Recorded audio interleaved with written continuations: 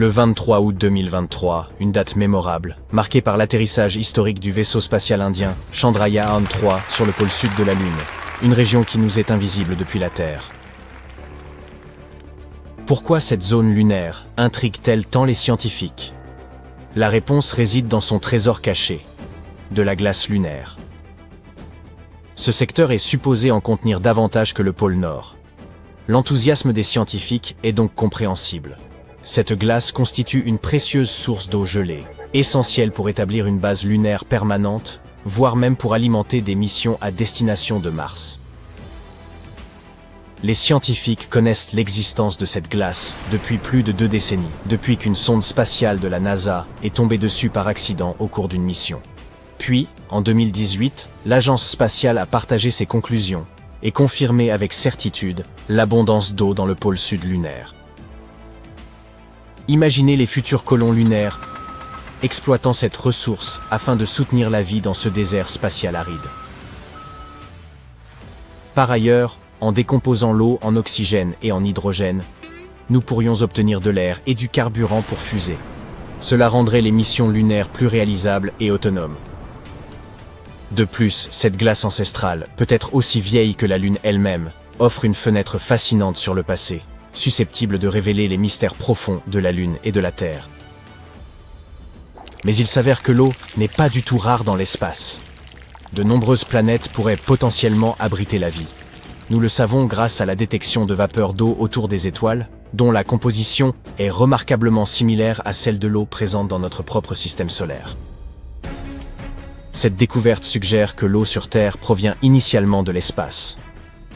Elle se forme autour des étoiles dans un nuage de vapeur extrêmement chaud, puis se transforme en glace, qui se fixe à de minuscules particules de poussière. Ces particules s'agglomèrent au fil du temps pour devenir de plus gros objets, comme des comètes et des planètes. Certaines de ces formations, en effet, deviennent les corps célestes de notre propre système solaire. C'est ainsi que l'eau se répand à travers l'univers. Et c'est probablement ainsi qu'elle est arrivée sur notre planète, et sur la Lune. Les scientifiques pensent que la glace lunaire pourrait avoir voyagé jusqu'ici il y a bien longtemps, peut-être transportée par des astéroïdes riches en eau qui ont percuté la surface lunaire. Tout cela a de grandes implications pour nous. Le pôle sud de la Lune représente un site idéal où établir une base lunaire durable. Imaginez des dômes en briques, connectés par des tunnels souterrains, et peuplés de gens s'affairant à pianoter sur des ordinateurs. D'autres parcouraient le paysage lunaire dans leur Jeep, en route pour extraire de précieuses ressources. Nous avons quelques idées vraiment intéressantes sur la manière de construire cela. Au lieu de transporter des abris lourds et coûteux depuis la Terre, pourquoi ne pas adopter une approche plus efficace? Au fil de notre longue histoire, à chaque exploration de nouveaux territoires, nous avons toujours su exploiter les ressources locales afin de survivre et de prospérer. C'est ainsi que nous nous sommes étendus à travers notre propre planète. Pourquoi ne pas appliquer la même stratégie à la Lune? Vous vous demandez peut-être quelles ressources la Lune pourrait offrir. Nous savons qu'il s'y trouve de la glace, qui peut être transformée en eau, mais la Lune manque cruellement d'une végétation luxuriante et de nourriture comestible. Cela peut ne pas sembler évident, mais la Lune a effectivement quelque chose à offrir. Des ressources minérales et une abondance de lumière solaire. Contrairement à la Terre, où le soleil se lève et se couche quotidiennement, les pôles lunaires offrent un spectacle unique.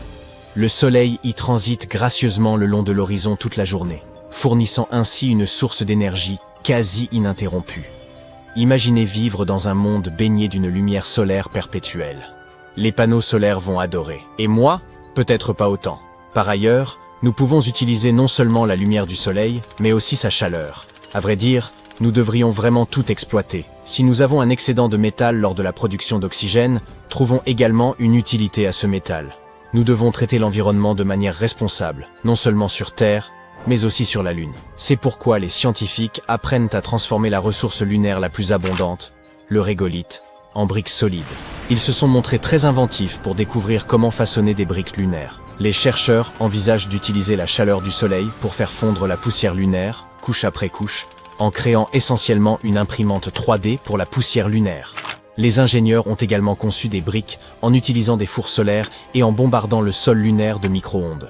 Ils sont devenus très habiles à cela. Peut-être qu'un jour nous établirons une petite usine de briques sur la Lune et construirons des maisons en régolithe. Ce serait comme Minecraft dans la vie réelle. Dès que vous trouvez un nouveau matériau intéressant, vous construisez une petite maison avec. Si cela réussit, ces briques pourraient être utilisées pour construire des bâtiments entiers, en recouvrant potentiellement des modules gonflables, ou en donnant une seconde vie à des atterrisseurs abandonnés. Alors, les astronautes devront-ils devenir des maçons qualifiés? Pas nécessairement. Il nous faudra créer un système automatisé de robots travaillant en collaboration. Les humains superviseront bien sûr le chantier. En dépit de toute cette automatisation, les scientifiques estiment que vivre sur la Lune sera, eh bien, disons-le, confortable. Les plans pourraient inclure des quartiers d'habitation superposés ou des zones polyvalentes. Cependant, il y aurait également quelques défis à relever. Sur la Lune, les conditions sont extrêmement rigoureuses. Imaginez des températures brûlantes pouvant atteindre jusqu'à 100 degrés Celsius pendant la journée et chutant à un glacial moins 290 degrés la nuit. Il n'y a pas que le climat qui pose problème. La Lune est constamment exposée aux radiations solaires, aux rayons cosmiques et aux impacts de micrométéorites. Tous ces facteurs usent progressivement tout ce qui se trouve à sa surface. Un autre grand défi est la poussière lunaire. Sur la Lune, il n'y a pas d'air à respirer, et cette poussière peut causer de graves problèmes. Ce n'est pas une poussière ordinaire. Elle est extrêmement collante, et peut même provoquer des éternuements et des larmoiements chez les astronautes, comme une sorte de rhume des foins lunaires. De plus, elle peut endommager les équipements et les combinaisons spatiales. Ce n'est pas une chose à prendre à la légère. Les scientifiques ont découvert que cette poussière était produite lorsque des météores frappaient la Lune, créant ainsi de minuscules particules et des éclats de verre tranchants. Elle est toxique, et ces petites particules peuvent flotter dans la faible gravité lunaire, rendant la respiration difficile. Contrairement à la Terre, la Lune n'a ni vent ni pluie pour nettoyer cette poussière. Les chercheurs s'attellent donc à ce problème pour découvrir comment empêcher cette nuisance de compromettre leur mission. Il y a plus à cet havre lunaire qu'il n'y paraît. Les scientifiques souhaitent également explorer les mystères des ondes électromagnétiques à basse fréquence présentes là-bas. Ces ondes sont des murmures provenant des confins de l'univers. Des signaux insaisissables qui nous sont restés cachés depuis la nuit des temps.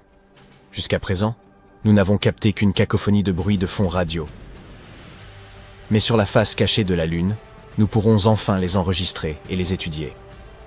Étudier ces ondes aidera les chercheurs à dévoiler les secrets des origines de l'univers. Il ne s'agit pas simplement de la Terre ou de la Lune, mais de remonter au tout premier commencement de notre monde. Notre nouveau laboratoire lunaire pourrait nous aider à redéfinir de façon permanente notre compréhension du cosmos. La NASA a de grands projets pour la Lune. La mission Artemis a effectué un retour réussi sur Terre en décembre 2022, après près d'un mois dans l'espace, voyageant bien au-delà de la Lune. Cette mission a éprouvé les capacités des dernières avancées techniques qui nous aideront à explorer la planète Mars. L'objectif d'Artemis est d'établir une présence durable sur la Lune. La NASA ambitionne de créer une passerelle, comme une station spatiale en orbite autour du satellite, pour faciliter les atterrissages. Il est prévu qu'Artemis 2 transporte des astronautes en orbite lunaire en 2024. Et lors d'Artemis 3, qui devrait avoir lieu au milieu de la décennie, 2 astronautes se poseront près du pôle sud de la Lune. Il est tout à fait possible qu'une base lunaire soit construite au cours des années à venir. Alors, restez à l'écoute. Vous pourriez croire que nos télescopes sophistiqués nous offrent une vision complète de la Lune, mais il n'en est rien. Au pôle sud de notre satellite se trouvent d'immenses cratères que la lumière n'a pas touchés depuis des lustres. Ils demeurent plongés dans une obscurité totale, plus glaciale que Pluton, et pratiquement insondable. Pourtant, il nous faudra peut-être affronter ces ténèbres, si nous souhaitons explorer l'espace, car elles dissimulent des ressources essentielles au maintien de la vie et au voyage lointain. Oui, il s'agit bien d'eau, emprisonnée sous forme de minuscules cristaux dans le sol lunaire. Or, la présence d'eau dans l'espace constitue toujours une bonne nouvelle. Vous avez sans doute entendu que les chercheurs traquaient aussi cette substance sur Mars. Si la planète rouge abritait quelques réserves d'eau sous sa surface, l'hypothèse d'une vie passée deviendrait réellement plausible. Même la découverte de simples microbes représenterait une avancée majeure pour l'humanité. Voilà pourquoi les astromobiles inspectent les cratères martiens et forannent le terrain avec la minutie de jardiniers spatiaux chevronnés. Aussi remarquable que puisse être la présence d'eau sur Mars, celle présente sur la Lune pourrait nous être encore plus utile à court terme. La raison en est double, la distance et la faible gravité de notre satellite. Nous pouvons l'atteindre en 3 jours, ce qui est dérisoire. Il faut pas moins de 7 jours pour rejoindre New York depuis Londres en croisière. Mais surtout, la Lune offrirait un véritable relais. Un lieu où faire halte, se ravitailler et repartir afin de poursuivre nos explorations. La gravité lunaire ne représente qu'un 1/6 de celle de la Terre. Et cela ne sert pas seulement à se divertir en bondissant comme un cabri. Cette différence implique que le lancement de fusées depuis notre satellite serait bien moins exigeant que depuis la Terre, où il faut brûler des quantités colossales de carburant simplement pour s'arracher à l'atmosphère. Songez par exemple à Saturne 5.1, la fusée qui transporta les équipages des missions Apollo. Elle était composée à plus de 90% de carburant, rien que pour quitter le sol. Sur la Lune, cependant, la mise à feu d'une fusée est nettement plus simple, ce qui permettrait d'emporter de plus grandes charges tout en consommant moins de carburant, comme si vous pouviez partir en voyage avec une valise bien plus grande. Si nous parvenions à exploiter la glace lunaire pour fabriquer un combustible spatial, notre satellite deviendrait une escale pratique et abordable pour l'exploration du système solaire. En outre, grâce à quelques procédés chimiques élémentaires, il serait possible d'extraire de l'oxygène de l'eau pour respirer ou alimenter nos moteurs, sans oublier que les astronautes auraient besoin d'eau pour boire et cultiver des plantes sur une base lunaire. Que savons-nous donc des découvertes récentes ? Durant longtemps, les scientifiques pensaient la Lune totalement aride. Mais en 2009, la NASA fit s'écraser une fusée dans un cratère, provoquant une gerbe de glace et de vapeur, presque un feu d'artifice, qui confirma enfin la présence d'une certaine quantité d'eau. Mais laquelle ? Apparemment, assez pour compter. Les données indiquent que les régions polaires pourraient receler des centaines de millions de tonnes de glace, certaines estimations avançant environ 590 millions de tonnes, soit l'équivalent du poids de 460 millions de voitures. Ce ne sont pas des lacs, certes, mais cela demeure considérable, et il pourrait même y en avoir davantage. Cette eau pourrait également aider à révéler d'intrigants secrets scientifiques. Cette glace est très ancienne, et agit comme une capsule temporelle issue des premiers instants du système solaire. L'analyse de ces molécules figées pourrait nous éclairer non seulement sur la manière dont l'eau a atteint la Lune, mais aussi sur son apparition sur Terre. Mais alors, que fait toute cette eau sur la Lune, et comment y est-elle parvenue ? Les chercheurs estiment qu'une partie aurait voyagé sur des comètes et des astéroïdes il y a des milliards d'années. Nombre de ces corps transportant de la glace qui se seraient finalement déposés dans les régions polaires. Une autre source possible réside dans l'interaction du vent solaire avec la surface lunaire. Quelles que soient ses origines, l'essentiel tient à l'endroit où cette glace s'est accumulée, au cœur des cratères polaires. Et même si l'on n'en retrouve ailleurs que dans ceux du pôle sud, c'est là que se trouveraient les réserves les plus vastes et les plus stables. Certains de ces cratères sont immenses. L'un des plus connus, le cratère Shackleton, excède 21 km de large et atteint plus de 3 km de profondeur, une échelle presque 2 fois supérieure à celle du Grand Canyon. La Lune n'incline son axe que d'environ 1 degré, si bien que le Soleil ne franchit jamais les rebords de ces profondes cuvettes polaires. Les températures y chutent jusqu'à près de moins 240 degrés Celsius. Toute eau ou substance chimique prise dans ce sol gelé demeure ainsi emprisonnée, comme dans un gigantesque congélateur. Ce qui intrigue particulièrement, c'est qu'au pôle sud coexistent des zones plongées dans une nuit éternelle, et, tout près, des crêtes montagneuses baignées d'une lumière presque continue, que les chercheurs nomment les pics de lumière éternelle. Elle constitua des emplacements parfaits pour installer des panneaux solaires, tout en restant à proximité des réserves de glace enfouies. Les pôles lunaires sont les seuls lieux connus du système solaire où le jour perpétuel et la nuit sans fin se rencontrent. Mais cette nuit éternelle n'est pas seulement captivante, elle s'avère redoutablement dangereuse. Le terrain y est impitoyable, impossible à reproduire fidèlement sur Terre, et nous ignorons même l'aspect réel de ces lieux depuis l'intérieur. C'est pire que d'explorer l'extrême nord de l'Antarctique en ayant les yeux bandés. Dès lors, cette eau potentielle est-elle réellement accessible ? C'est la question à plusieurs milliers de milliards de dollars. Certes, de l'eau existe, mais l'atteindre ne reviendra pas à prélever une simple portion de glace. Il s'agit en réalité de cristaux minuscules, mêlés à la poussière lunaire. Et pour les exploiter, il faudrait des machines capables de creuser, de chauffer le sol, puis de capturer la vapeur avant qu'elle ne s'échappe dans le vide spatial. S'ajoute ensuite le gel extrême. Même si un humain ou un rover parvenait à descendre sans danger au fond d'un cratère, la progression y serait presque impossible. Les batteries comme les instruments céderaient rapidement, et l'usage de panneaux solaires ou d'équipements électroniques est exclu. Ils gèleraient en quelques minutes. Toutefois, le Lunar Reconnaissance Orbiter de la NASA recourt à divers radars et capteurs pour sonder la structure interne de ces cratères, et un outil encore plus performant est désormais disponible. ShadowCam, une caméra d'une sensibilité telle qu'elle saisit des détails dans une luminosité 100 fois plus faible que ce que l'œil humain peut percevoir. Un véritable dispositif ultime de vision nocturne. Grâce à elle, nous pouvons enfin cartographier ces gouffres, sans y poser le pied. C'est pourquoi les ingénieurs imaginent toute une gamme de solutions. Certains projets envisagent des rovers alimentés par l'énergie nucléaire, dotés de phares capables de percer l'obscurité. D'autres conçoivent des robots qui descendraient les parois en rappel ou bondiraient sur le sol, à la manière des chasses sauteuses. Il existe même des concepts de foreuses, aptes à liquéfier le sol gelé et à piéger la vapeur d'eau, comme la condensation qui se forme sur une canette glacée. Le point positif, c'est que cette eau ne risque pas de disparaître. Elle restera en attente jusqu'à ce que notre technologie progresse. Cela dit, les agences spatiales avancent déjà à grands pas. Plus d'une demi-douzaine de missions sont d'ailleurs prévues dans les prochaines années. Le programme Artemis de la NASA se prépare à renvoyer des astronautes autour de la Lune avant de les acheminer jusqu'au pôle Sud.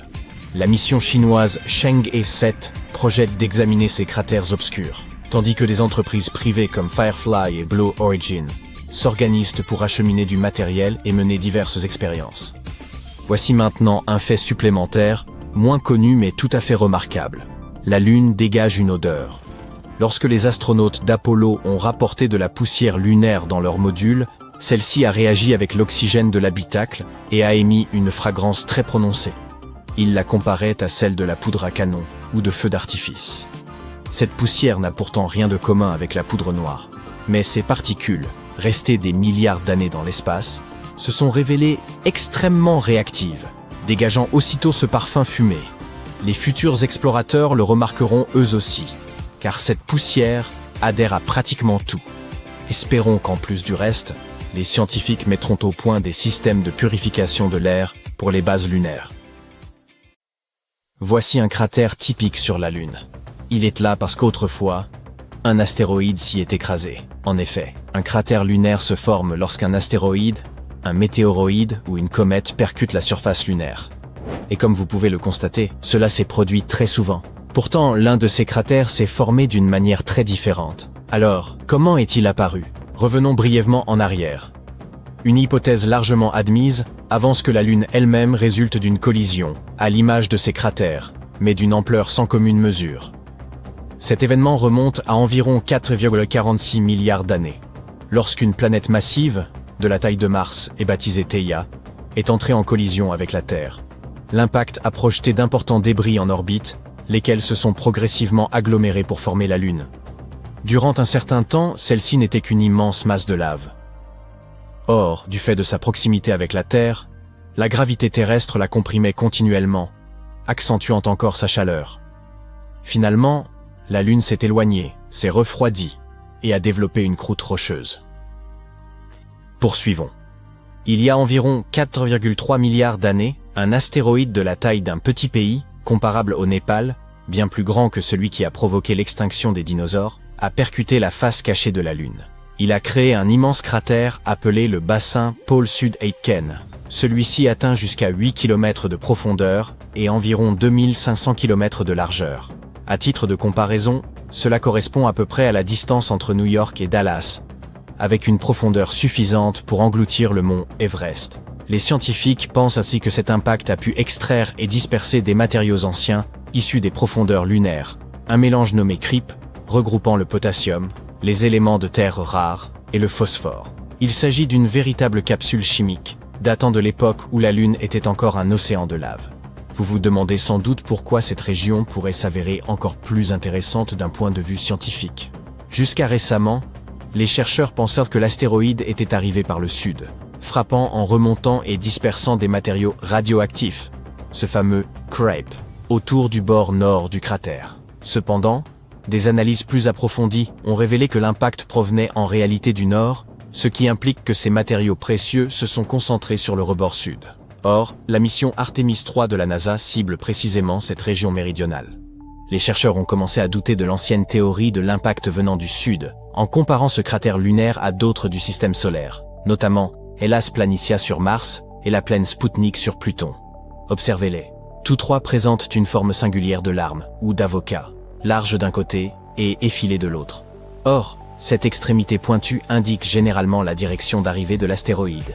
Dans le cas du bassin pôle sud-Aitken, cela montre que l'impact était venu du nord, et non du sud. Pour le confirmer, les chercheurs ont examiné d'anciennes données issues de la mission Lunar Prospector de la NASA, qui a orbité autour de la Lune entre 1998 et 1999. Cette sonde a mesuré la présence d'éléments radioactifs à la surface et mis en évidence de fortes concentrations de thorium, un composant essentiel du CRIP, le long du rebord sud-ouest du bassin. La mission Artemis 3 constitue aujourd'hui le grand projet de la NASA visant à ramener des humains sur la Lune pour la première fois depuis 1972. Si le calendrier est respecté, le lancement est prévu pour la mi-2027, juste après l'achèvement d'Artemis 2. Cette dernière, attendue avant avril 2026, servira de répétition générale. Les astronautes orbiteront autour de la Lune, sans atterrir, afin de vérifier le bon fonctionnement des systèmes. Artemis 3 marquera la véritable étape décisive, avec un alunissage prévu près du pôle Sud, sur l'un des 9 sites sélectionnés par l'agence spatiale.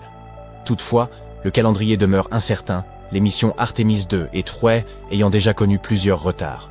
Artemis P1 a été lancé en 2022. Il s'agissait d'un vol d'essai sans équipage qui a contourné la Lune avant de revenir sans encombre. La mission suivante, Artemis 2, emmènera des astronautes plus loin dans l'espace. Viendra ensuite Artemis 3, étape majeure au cours de laquelle les astronautes devraient séjourner environ une semaine à la surface lunaire afin de mener des travaux scientifiques avant de regagner la Terre. Par la suite, Artemis 4 et V auront pour objectif de construire puis d'agrandir une nouvelle mini-station spatiale en orbite lunaire, baptisée Gateway. Il s'agit d'une sorte de halte orbitale. Les astronautes pourront s'y amarrer, y séjourner brièvement, mener des expériences et se préparer aux alunissages. La NASA développe ce projet avec le concours de l'Agence spatiale européenne, du Japon et d'autres partenaires. Les astronautes voyageront à bord du vaisseau Orion, lancé par le Space Launch System de la NASA, une fusée gigantesque, plus haute que la Statue de la Liberté, et suffisamment puissante pour atteindre la Lune. Pour l'alunissage, ils emploieront le Starship HLS. L'atterrisseur de SpaceX devrait acheminer les premiers équipages jusqu'à la surface lunaire, une fois sa capacité à atterrir en toute sécurité démontrée. À long terme, la NASA ne compte pas s'arrêter là. L'objectif est de la Lune jusqu'à Mars. Les enseignements d'Artemis pourraient ainsi permettre d'établir une base lunaire, puis d'envoyer des humains vers la planète rouge. Et qui sait, lorsque des humains fouleront de nouveau la Lune, peut-être parviendront-ils à élucider un autre mystère. Des lueurs, éclats ou faisceaux lumineux qui illuminent parfois notre satellite. Approfondissons cette énigme. Dans la nuit du 19 avril 1787, l'astronome William Herschel observa un phénomène étrange. Une lumière brillante apparaissant sur la partie sombre de la nouvelle Lune. Elle resta visible pendant plusieurs heures et rivalisait presque avec l'éclat de la nébuleuse d'Orion. Il s'agissait probablement de ce que l'on nomme aujourd'hui des phénomènes lunaires transitoires, ou PLT, c'est-à-dire de brefs éclairs ou changements de couleur à la surface de la Lune. Les PLT peuvent se manifester sous forme de zones lumineuses, de taches rouges ou violettes, voire de nuages diffus, apparaissant puis disparaissant rapidement. Au cours des 2 derniers millénaires, environ 3000 de ces manifestations ont été recensées, à l'aide de télescopes, de caméras ou simplement à l'œil nu. Que se passe-t-il réellement? Il n'existe pas de réponse unique. De nombreux phénomènes peuvent provoquer des PLT, allant des impacts de météores au dégagement de gaz, voire à des activités électriques. La durée de ces éclairs, variant d'une fraction de seconde à plusieurs heures, fournit aux scientifiques des indices précieux sur l'origine de chaque manifestation lumineuse. Ces éclats extrêmement brefs, durant moins d'1 minute, sont très probablement dus à l'impact de minuscules roches spatiales sur la Lune. Même un météoroïde du poids d'une boule de billard peut frapper la surface lunaire avec une force suffisante pour la faire brièvement briller. La chaleur dégagée par l'impact illumine alors les roches, avant que cette lueur ne disparaisse lors de leur refroidissement. Longtemps, les chercheurs ont soupçonné que ces éclairs provenaient d'impacts de météores, sans pouvoir le démontrer. Il a fallu attendre les années 1990, lorsque les caméras à haute vitesse sont devenues courantes en recherche lunaire, pour envisager une preuve. Même alors, la confirmation restait délicate, car ces éclairs pouvaient résulter de défauts de caméra ou de parasites électriques. La seule méthode fiable consistait à observer simultanément le même phénomène depuis plusieurs sites. Cela s'est produit pour la première fois lors de la pluie de météores des Léonides en 1999, lorsque de véritables éclairs d'impact ont été enregistrés sur la Lune. Par la suite, d'autres observations ont confirmé que notre satellite est fréquemment bombardé. Si ces éclairs semblent se concentrer dans certaines régions, comme l'Oceanus Procellarum, l'une des vastes plaines sombres lunaires, cela s'explique probablement par la localisation des instruments d'observation. Une étude publiée en 2024 a montré que les météoroïdes frappent en réalité la Lune de manière uniforme. Les éclairs durant plusieurs minutes semblent, en revanche, avoir une origine différente. Des dégagements de gaz provenant de l'intérieur même de la Lune. Des études menées en 2008 et 2009 ont montré que lorsque des gaz, tels que le radon, s'accumulent sous la surface lunaire, ils peuvent s'échapper brutalement.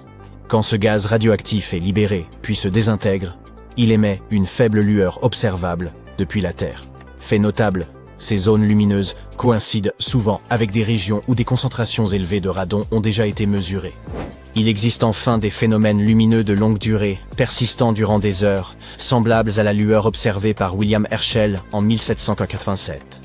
Une étude de 2012 a suggéré qu'il pourrait être lié au vent solaire, un flux de particules chargées émis par le Soleil.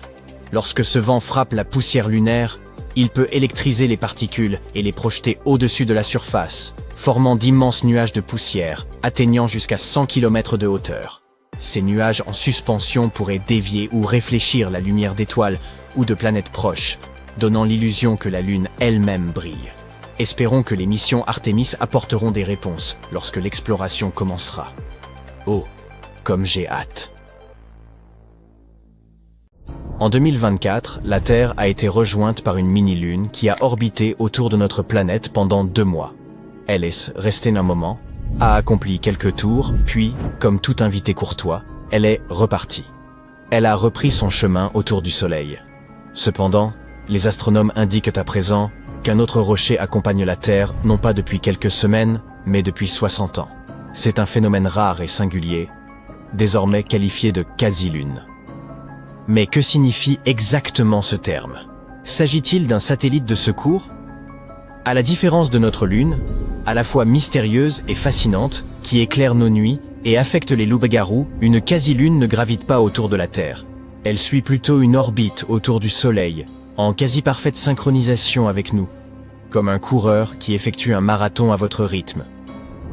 L'espace n'est calme qu'en apparence. En vérité, il est plutôt chaotique. Le Soleil, la Lune, la Terre et même les autres planètes s'attirent constamment, tout comme les petits corps célestes tels que ces rochers. La plupart des astéroïdes ne peuvent maintenir cet équilibre fragile longtemps. Ils sont soit dérivés vers une nouvelle orbite, soit attirés vers la Terre, soit projetés dans l'immensité de l'espace. Voilà pourquoi il est rare d'en observer plus d'un ou deux simultanément. La plupart ne peuvent conserver cet équilibre. Ils font partie d'une famille plus vaste appelée les co-orbitaux. En réalité, les astronomes les classent en différents types selon leur mouvement relatif à la Terre. Mais contrairement à la véritable Lune, qui nous accompagne depuis les origines, ces visiteurs ne restent pas éternellement à nos côtés. Certains nous accompagnent pendant quelques décennies, d'autres pendant plusieurs siècles, avant de s'éloigner sous l'effet de la gravité d'un autre corps céleste. Un peu comme un chien qui file chez le voisin après avoir perçu l'odeur du bacon. Une autre caractéristique des quasi-lunes est leur taille. La plupart sont minuscules, à l'échelle d'un bâtiment, voire plus petites encore. Elles sont si peu lumineuses qu'elles peuvent se cacher parmi les étoiles. Pourtant, elles demeurent importantes. En les étudiant, les astronomes apprennent comment se déplacent les petits objets proches de la Terre et combien de temps ils peuvent rester captifs de sa gravité. Les quasi-lunes se trouvent plus proches que d'autres astéroïdes sur la même trajectoire, ce qui faciliterait leur accès. Un jour, elles pourraient servir de tremplin dans l'exploration spatiale. La Terre a déjà eu quelques-uns de ses compagnons, comme 2016 HO3, surnommé le compagnon permanent de la Terre. Il ne mesure qu'environ 90 mètres, mais suit notre rythme depuis près de 100 ans et pourrait continuer encore plusieurs siècles. Mais qu'en est-il du plus récemment découvert? Les chercheurs l'ont baptisé 2025 PN7. Comme nous l'avons dit, il se trouve avec nous depuis 60 ans et devrait rester à nos côtés encore environ 68 ans. Il est passé longtemps inaperçu en raison de sa taille extrêmement réduite, à peine 19 mètres de diamètre, soit à peu près la longueur d'une piste de bowling. Cela répond à la question de savoir si vous pourriez l'apercevoir vous-même, quand bien même vous sauriez précisément où regarder. Son histoire demeure quelque peu mystérieuse. Les astronomes n'ont pas encore déterminé sa composition. Pour l'instant, la seule chose que nous connaissions avec certitude est sa trajectoire. Certains quasi-lunes ne sont que des astéroïdes proches de la Terre tombés dans une orbite idéale, tandis que d'autres semblent être des fragments de la Lune elle-même. Par exemple, Kamoa-Lewa, une autre quasi-lune, reflète la lumière presque de la même façon que les roches lunaires rapportées lors des missions Apollo. Pour cette raison, certains chercheurs pensent qu'il pourrait provenir d'un ancien impact massif. Il y a également 2024 PT5, une mini-lune temporaire, découverte à la fin de l'an dernier. Son étude révèle une surface ressemblant à du basalte lunaire, suggérant qu'elle proviendrait probablement de la Lune. Alors, comment ces quasi-lunes parviennent-elles à maintenir leur équilibre cosmique? C'est une simple illusion orbitale. Rappelez-vous, PN7, comme les autres quasi-lunes, ne tourne pas réellement autour de la Terre. Pour nous, il semble dessiner de paresseuses boucles le long de la trajectoire terrestre, comme des gribouillis dans l'espace. Pourtant, il ne prend jamais trop de retard ni ne s'éloigne trop. Les astronomes parlent de résonance 1 à 1. En clair, il effectue un tour autour du Soleil, chaque fois que la Terre en fait un. Autre question intéressante. Si ces quasi-lunes sont si proches de la Terre, pourquoi notre gravité ne les attire-t-elle pas? D'autant qu'elles sont petites et paraissent d'un proche. C'est qu'elles ne le sont pas réellement, quoiqu'elles appartiennent au groupe des objets géocroiseurs. Notre Lune se trouve à environ 384 000 km, tandis que ses compagnons circulent autour du Soleil à des millions de kilomètres, bien au-delà de l'influence gravitationnelle terrestre. Cette attraction se manifeste dans une zone appelée la sphère de Hill, où la gravité de la Terre domine celle du Soleil. Imaginez-la comme une bulle d'un rayon d'environ 1 600 000 km. Tout objet à l'intérieur peut être capturé comme notre Lune. Dès que l'objet sort de cette bulle, le Soleil reprend ses droits. C'est exactement ce qui est arrivé à PT5, qui a été notre satellite légitime pendant 2 mois en 2024. En entrant dans la sphère de Hill, il a été temporairement capturé par la gravité terrestre et est ainsi devenu une mini-lune. Mais, étant de petite taille et se déplaçant rapidement, il a finalement glissé hors de cette bulle, et la gravité solaire l'a de nouveau emporté. Un autre type de coorbiteur, en dehors des quasi-lunes et des mini-lunes, est celui que l'on appelle les orbiteurs en fer à cheval. Ces roches spatiales ne s'éloignent pas beaucoup, mais depuis la Terre, elles semblent nous dépasser, ralentir, puis glisser derrière nous, avant de répéter le mouvement. C'est un peu comme une voiture de police banalisée vous suivant dans la circulation, changeant constamment de voie et revenant en arrière pour que vous ne la remarquiez pas. Suivez leur trajectoire depuis la Terre, et elles dessinent au fil du temps une grande forme de fer à cheval, d'où leur nom. Et ce ne sont là que les principaux co-orbiteurs. Il en existe en réalité beaucoup d'autres. Bien devant nous et bien derrière nous dans l'espace, certaines roches particulières, appelées astéroïdes troyens, occupent 2 positions spécifiques, une à 60 degrés devant la Terre, l'autre à 60 degrés derrière. Imaginez faire du vélo avec un ami bien en avance et un autre bien en retard, tous deux maintenant la même vitesse que vous. C'est exactement le comportement des Troyens. Ces zones, appelées points de Lagrange, sont des régions stables où les forces gravitationnelles de la Terre et du Soleil se compensent parfaitement. Lorsqu'un objet s'y trouve, il peut y rester des millions d'années sans dériver. Jupiter possède des milliers de ses compagnons, tandis que la Terre n'en a que quelques-uns. Il existe ensuite les objets à orbite en forme de tétard, qui ne restent pas parfaitement immobiles dans un point de Lagrange, mais oscillent autour dans de larges boucles semblables à des haricots. Et si cela ne suffit pas à vous déconcerter, il existe aussi les Troyens sauteurs, les indécis. Ces corps célestes ne peuvent pas y choisir un camp. Il reste quelques milliers d'années dans le hamac avant, puis dérive lentement vers celui derrière nous, et inversement. Rare, étrange et fascinant. Ainsi, même si la Terre n'a qu'une seule grande lune dans le ciel, elle possède en réalité un groupe de compagnons spatiaux discrets. Certains décrivent des boucles, d'autres suivent, d'autres se cachent dans les recoins. Revenons maintenant au super pouvoir de notre lune. Elle influence les marées, ralentit la rotation de la Terre et contribue à stabiliser l'inclinaison de notre planète. Sans elle, nos jours seraient plus courts, nos nuits plus sombres et les saisons bien plus chaotiques. La Lune joue aussi le rôle d'un immense bouclier, absorbant ou déviant certaines roches spatiales qui pourraient autrement heurter la Terre. Sans oublier son influence culturelle. Elle a inspiré mythes, calendriers, chansons d'amour et des millions de promenades mélancoliques sous la nuit étoilée. Les quasi-lunes ne peuvent y rivaliser. Mais elles restent importantes à leur manière. Chaque quasi-lune nouvellement découverte nous aide à comprendre comment ces petits corps survivent dans tout ce chaos cosmique. En étudiant leur environnement, nous apprenons également sur nous-mêmes. Ils affinent notre capacité de détection et permettent d'améliorer nos modèles. Ainsi, bien qu'ils n'illuminent jamais le ciel nocturne, ils jouent néanmoins un rôle discret mais précieux dans la compréhension de notre singulier voisinage cosmique. La Terre n'a pas une mais 7 lunes.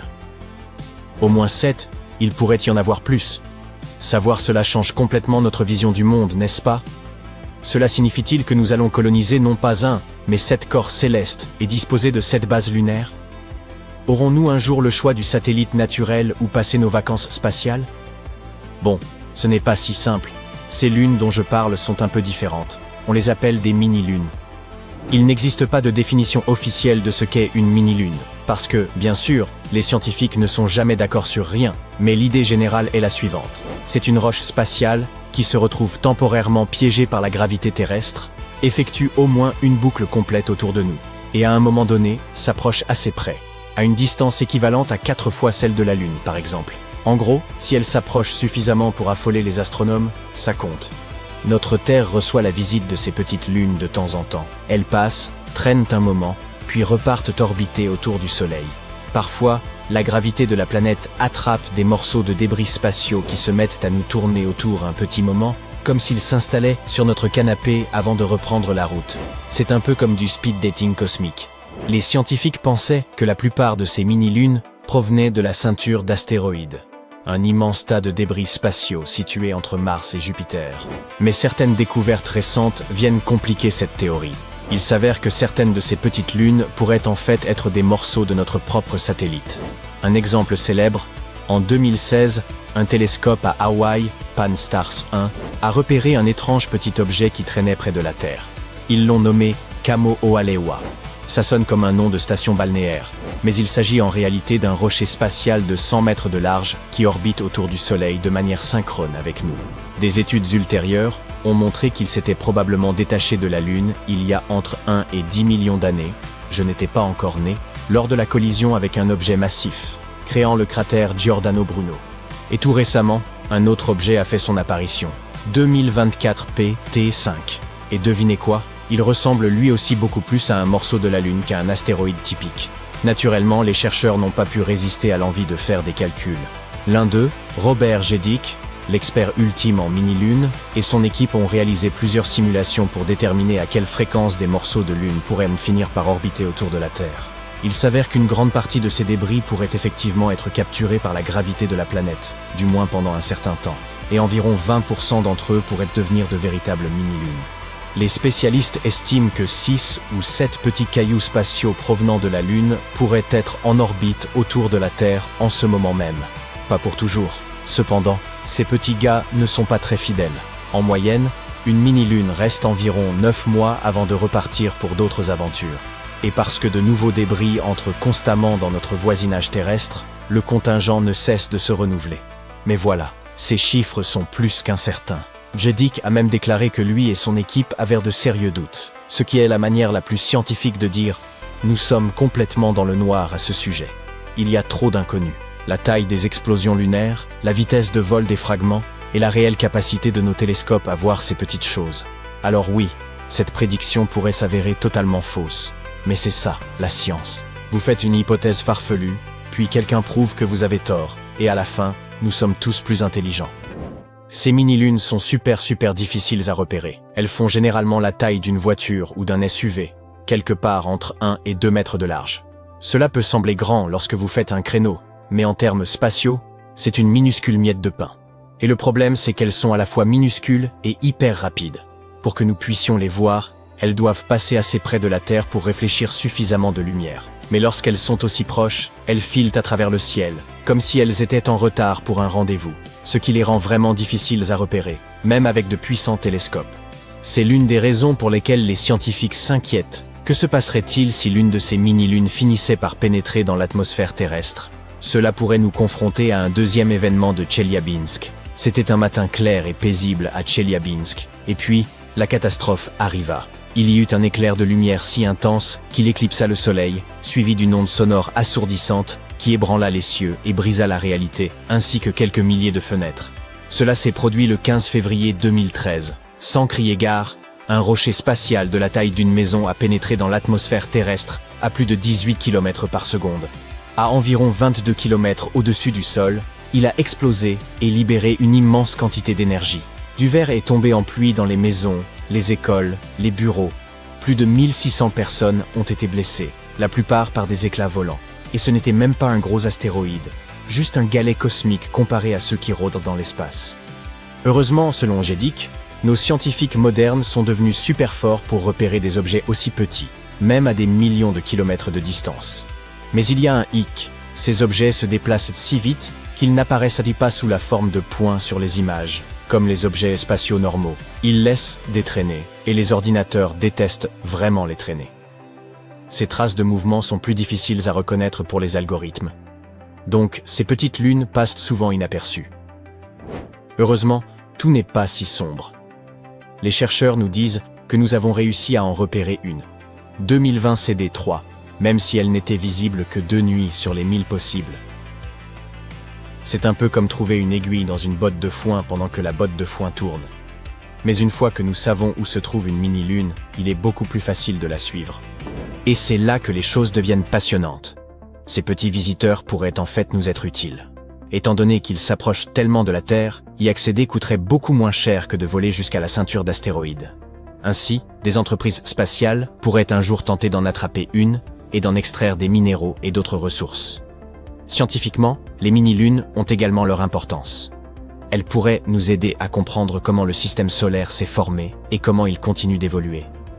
Étudier comment des morceaux de la Lune se font éjecter et se transforment en débris orbiteurs pourrait même nous aider à déterminer quel type de dégâts un astéroïde pourrait causer à la Terre. Donc oui, ces petits gars peuvent être rapides, difficiles à trouver et un peu insaisissables, mais ils recèlent des montagnes de secrets. Au fait, la Terre a peut-être eu 2 vraies lunes à un moment donné, et ce n'étaient même pas des mini-lunes. L'une d'elles était notre lune actuelle, et l'autre était sa petite lune de compagnie. Malheureusement, les choses ne se sont pas bien terminées pour la plus petite. Les scientifiques se demandent depuis des années pourquoi l'une des faces de la Lune, celle que nous voyons toujours, est lisse et plate, tandis que l'autre face, celle qui ne montre jamais son visage, est toute bosselée, croûteuse et bien plus épaisse. On dirait que la Lune possède un joli profil pour les selfies et un côté qui dit « ne me prenez pas en photo ». Donc, selon un nouveau modèle informatique, cette asymétrie pourrait être le résultat d'une collision cosmique au ralenti. La théorie est la suivante. Il y a des millions d'années, notre Lune avait une sœur plus petite qui la suivait dans l'espace. Tout s'est bien passé pendant environ 80 millions d'années. Les 2 lunes avaient la même allure, une composition similaire, la même couleur, simplement, l'une d'elles était 3 fois plus grande que l'autre. Et puis, la gravité a tout bouleversé. Alors que nos 2 lunes dérivaient loin de la Terre, l'attraction gravitationnelle du Soleil est intervenue, perturbant la trajectoire de la petite Lune et l'envoyant finalement s'écraser sur la face cachée de la grande Lune. Ce ne fut pas une explosion énorme digne d'un film d'action. Ce fut plutôt comme un choc lent mais ferme, pas assez rapide pour faire fondre la roche, mais suffisamment pour que l'une des lunes s'enfonce contre l'autre comme une boule de pâte à modeler cosmique. Notre petite Lune n'a pas laissé un grand cratère. Elle s'est essentiellement étalée sur la face cachée du grand satellite, créant ce terrain montagneux que nous voyons aujourd'hui. Après la collision, l'espace tout autour est devenu vraiment chaotique. Des milliards de tonnes de débris lunaires ont été projetés en orbite, et pendant quelques jours, Tout le système n'était que poussière, roches et chaos. Et la Terre? Elle a été bombardée par des morceaux de Lune pendant près d'1 million d'années. Certaines de ces roches spatiales faisaient la taille de villes. Donc, au final, notre satellite naturel pourrait être un mélange de deux lunes fusionnées, une face lisse, une face à jamais marquée par sa jumelle perdue. C'est à la fois tragique, épique, et cela explique pourquoi la Lune est si amochée d'un côté. Alors, on n'a pas réussi à esquiver le coup? Vous souvenez-vous de la ruée vers l'or? Au XIXe siècle, les prospecteurs se pressaient dans les rivières de Californie, un tamis à la main, en quête de fortune. Eh bien, certains scientifiques estiment qu'une nouvelle ruée se profile, non plus sur Terre mais vers la Lune, car il se pourrait qu'une richesse minérale, évaluée à plus de 1000 milliards de dollars, soit enfouie sous sa surface. Une somme vertigineuse. Mais peut-on réellement y accéder? Et surtout, à qui reviendrait ce trésor? Si vous avez déjà observé attentivement des images de la Lune, vous avez sans doute remarqué cette multitude de cavités et de cratères. Notre satellite ressemble à une immense meule de gruyère. On y dénombre plus d'1,3 million cratères de plus d'1 kilomètre de diamètre. Mais concentrons-nous sur les quelques 6500 les plus vastes, excédant les 20 kilomètres. Leur origine ne tient ni aux petits hommes verts, ni à d'étranges taupes lunaires, mais bien aux astéroïdes venus s'y écraser depuis des temps immémoriaux. Les chercheurs ont comparé des relevés lunaires à des échantillons de météorites et, après analyse, ils soupçonnent une immense réserve de platine dissimulée dans ces cratères. Ce qui les enthousiasme, c'est que nombre de ces métaux se situeraient à seulement quelques mètres sous la surface. Dépourvue d'atmosphère, la Lune ne connaît ni vent, ni pluie, ni séisme, capable de tout bouleverser. Ainsi, les impacts d'astéroïdes y ont laissé leur trésor presque intact, enfoui dans la poussière pendant des millions d'années. Chaque cratère agit comme un vaste réceptacle cosmique, piégeant platine, iridium, palladium et autres métaux rares. Sur Terre, il faut creuser à des profondeurs extrêmes pour en extraire d'infimes traces. D'ailleurs, saviez-vous que la plupart de l'or exploitable sur Terre provenait sans doute d'anciennes météorites? Lors de la formation de notre planète, l'or originel s'est enfoncé jusqu'au noyau. Celui que nous extrayons aujourd'hui serait donc issu des roches spatiales ayant percuté la croûte terrestre il y a des milliards d'années. Vous vous demandez peut-être pourquoi ne pas plutôt viser les astéroïdes pour y creuser? Tout simplement parce qu'ils sont inaccessibles. Certes, l'idée d'y extraire des minerais est envisageable en théorie, mais la Lune demeure infiniment plus proche et bien plus aisée à atteindre que ces roches errantes. Nous y avons déjà posé le pied et rapporté des fragments sur Terre. Elle nous est donc familière. L'exploiter constituerait une étape plus logique et plus prudente avant de s'attaquer à des astéroïdes au comportement imprévisible. Ceux-ci, néanmoins, figurent déjà sur la liste des futures cibles. Par ailleurs, l'exploitation lunaire ne se résume pas à la recherche de richesses. Certains cratères renferment de la glace d'eau, comme l'ont révélé plusieurs missions, notamment le Lunar Reconnaissance Orbiter de la NASA et la mission indienne Chandrayaan-1, qui ont détecté des dépôts gelés dans les zones sombres proches des pôles. Cette glace est d'une valeur inestimable, car elle peut être décomposée en hydrogène et en oxygène, les éléments essentiels à la fabrication du carburant spatial, mais aussi purifiés pour servir à la consommation humaine ou à la culture de végétaux. Imaginez que l'on puisse faire le plein des vaisseaux directement sur la Lune, avant de repartir vers d'autres planètes. Non seulement cela paraît impressionnant, mais c'est aussi d'une redoutable efficacité économique et logistique. Une telle solution réduirait considérablement les coûts et les efforts. Et tant qu'à s'y arrêter, pourquoi ne pas y établir une véritable base? L'objectif serait de bâtir une base spatiale entièrement nouvelle et de faire de la Lune un tremplin vers les confins du système solaire.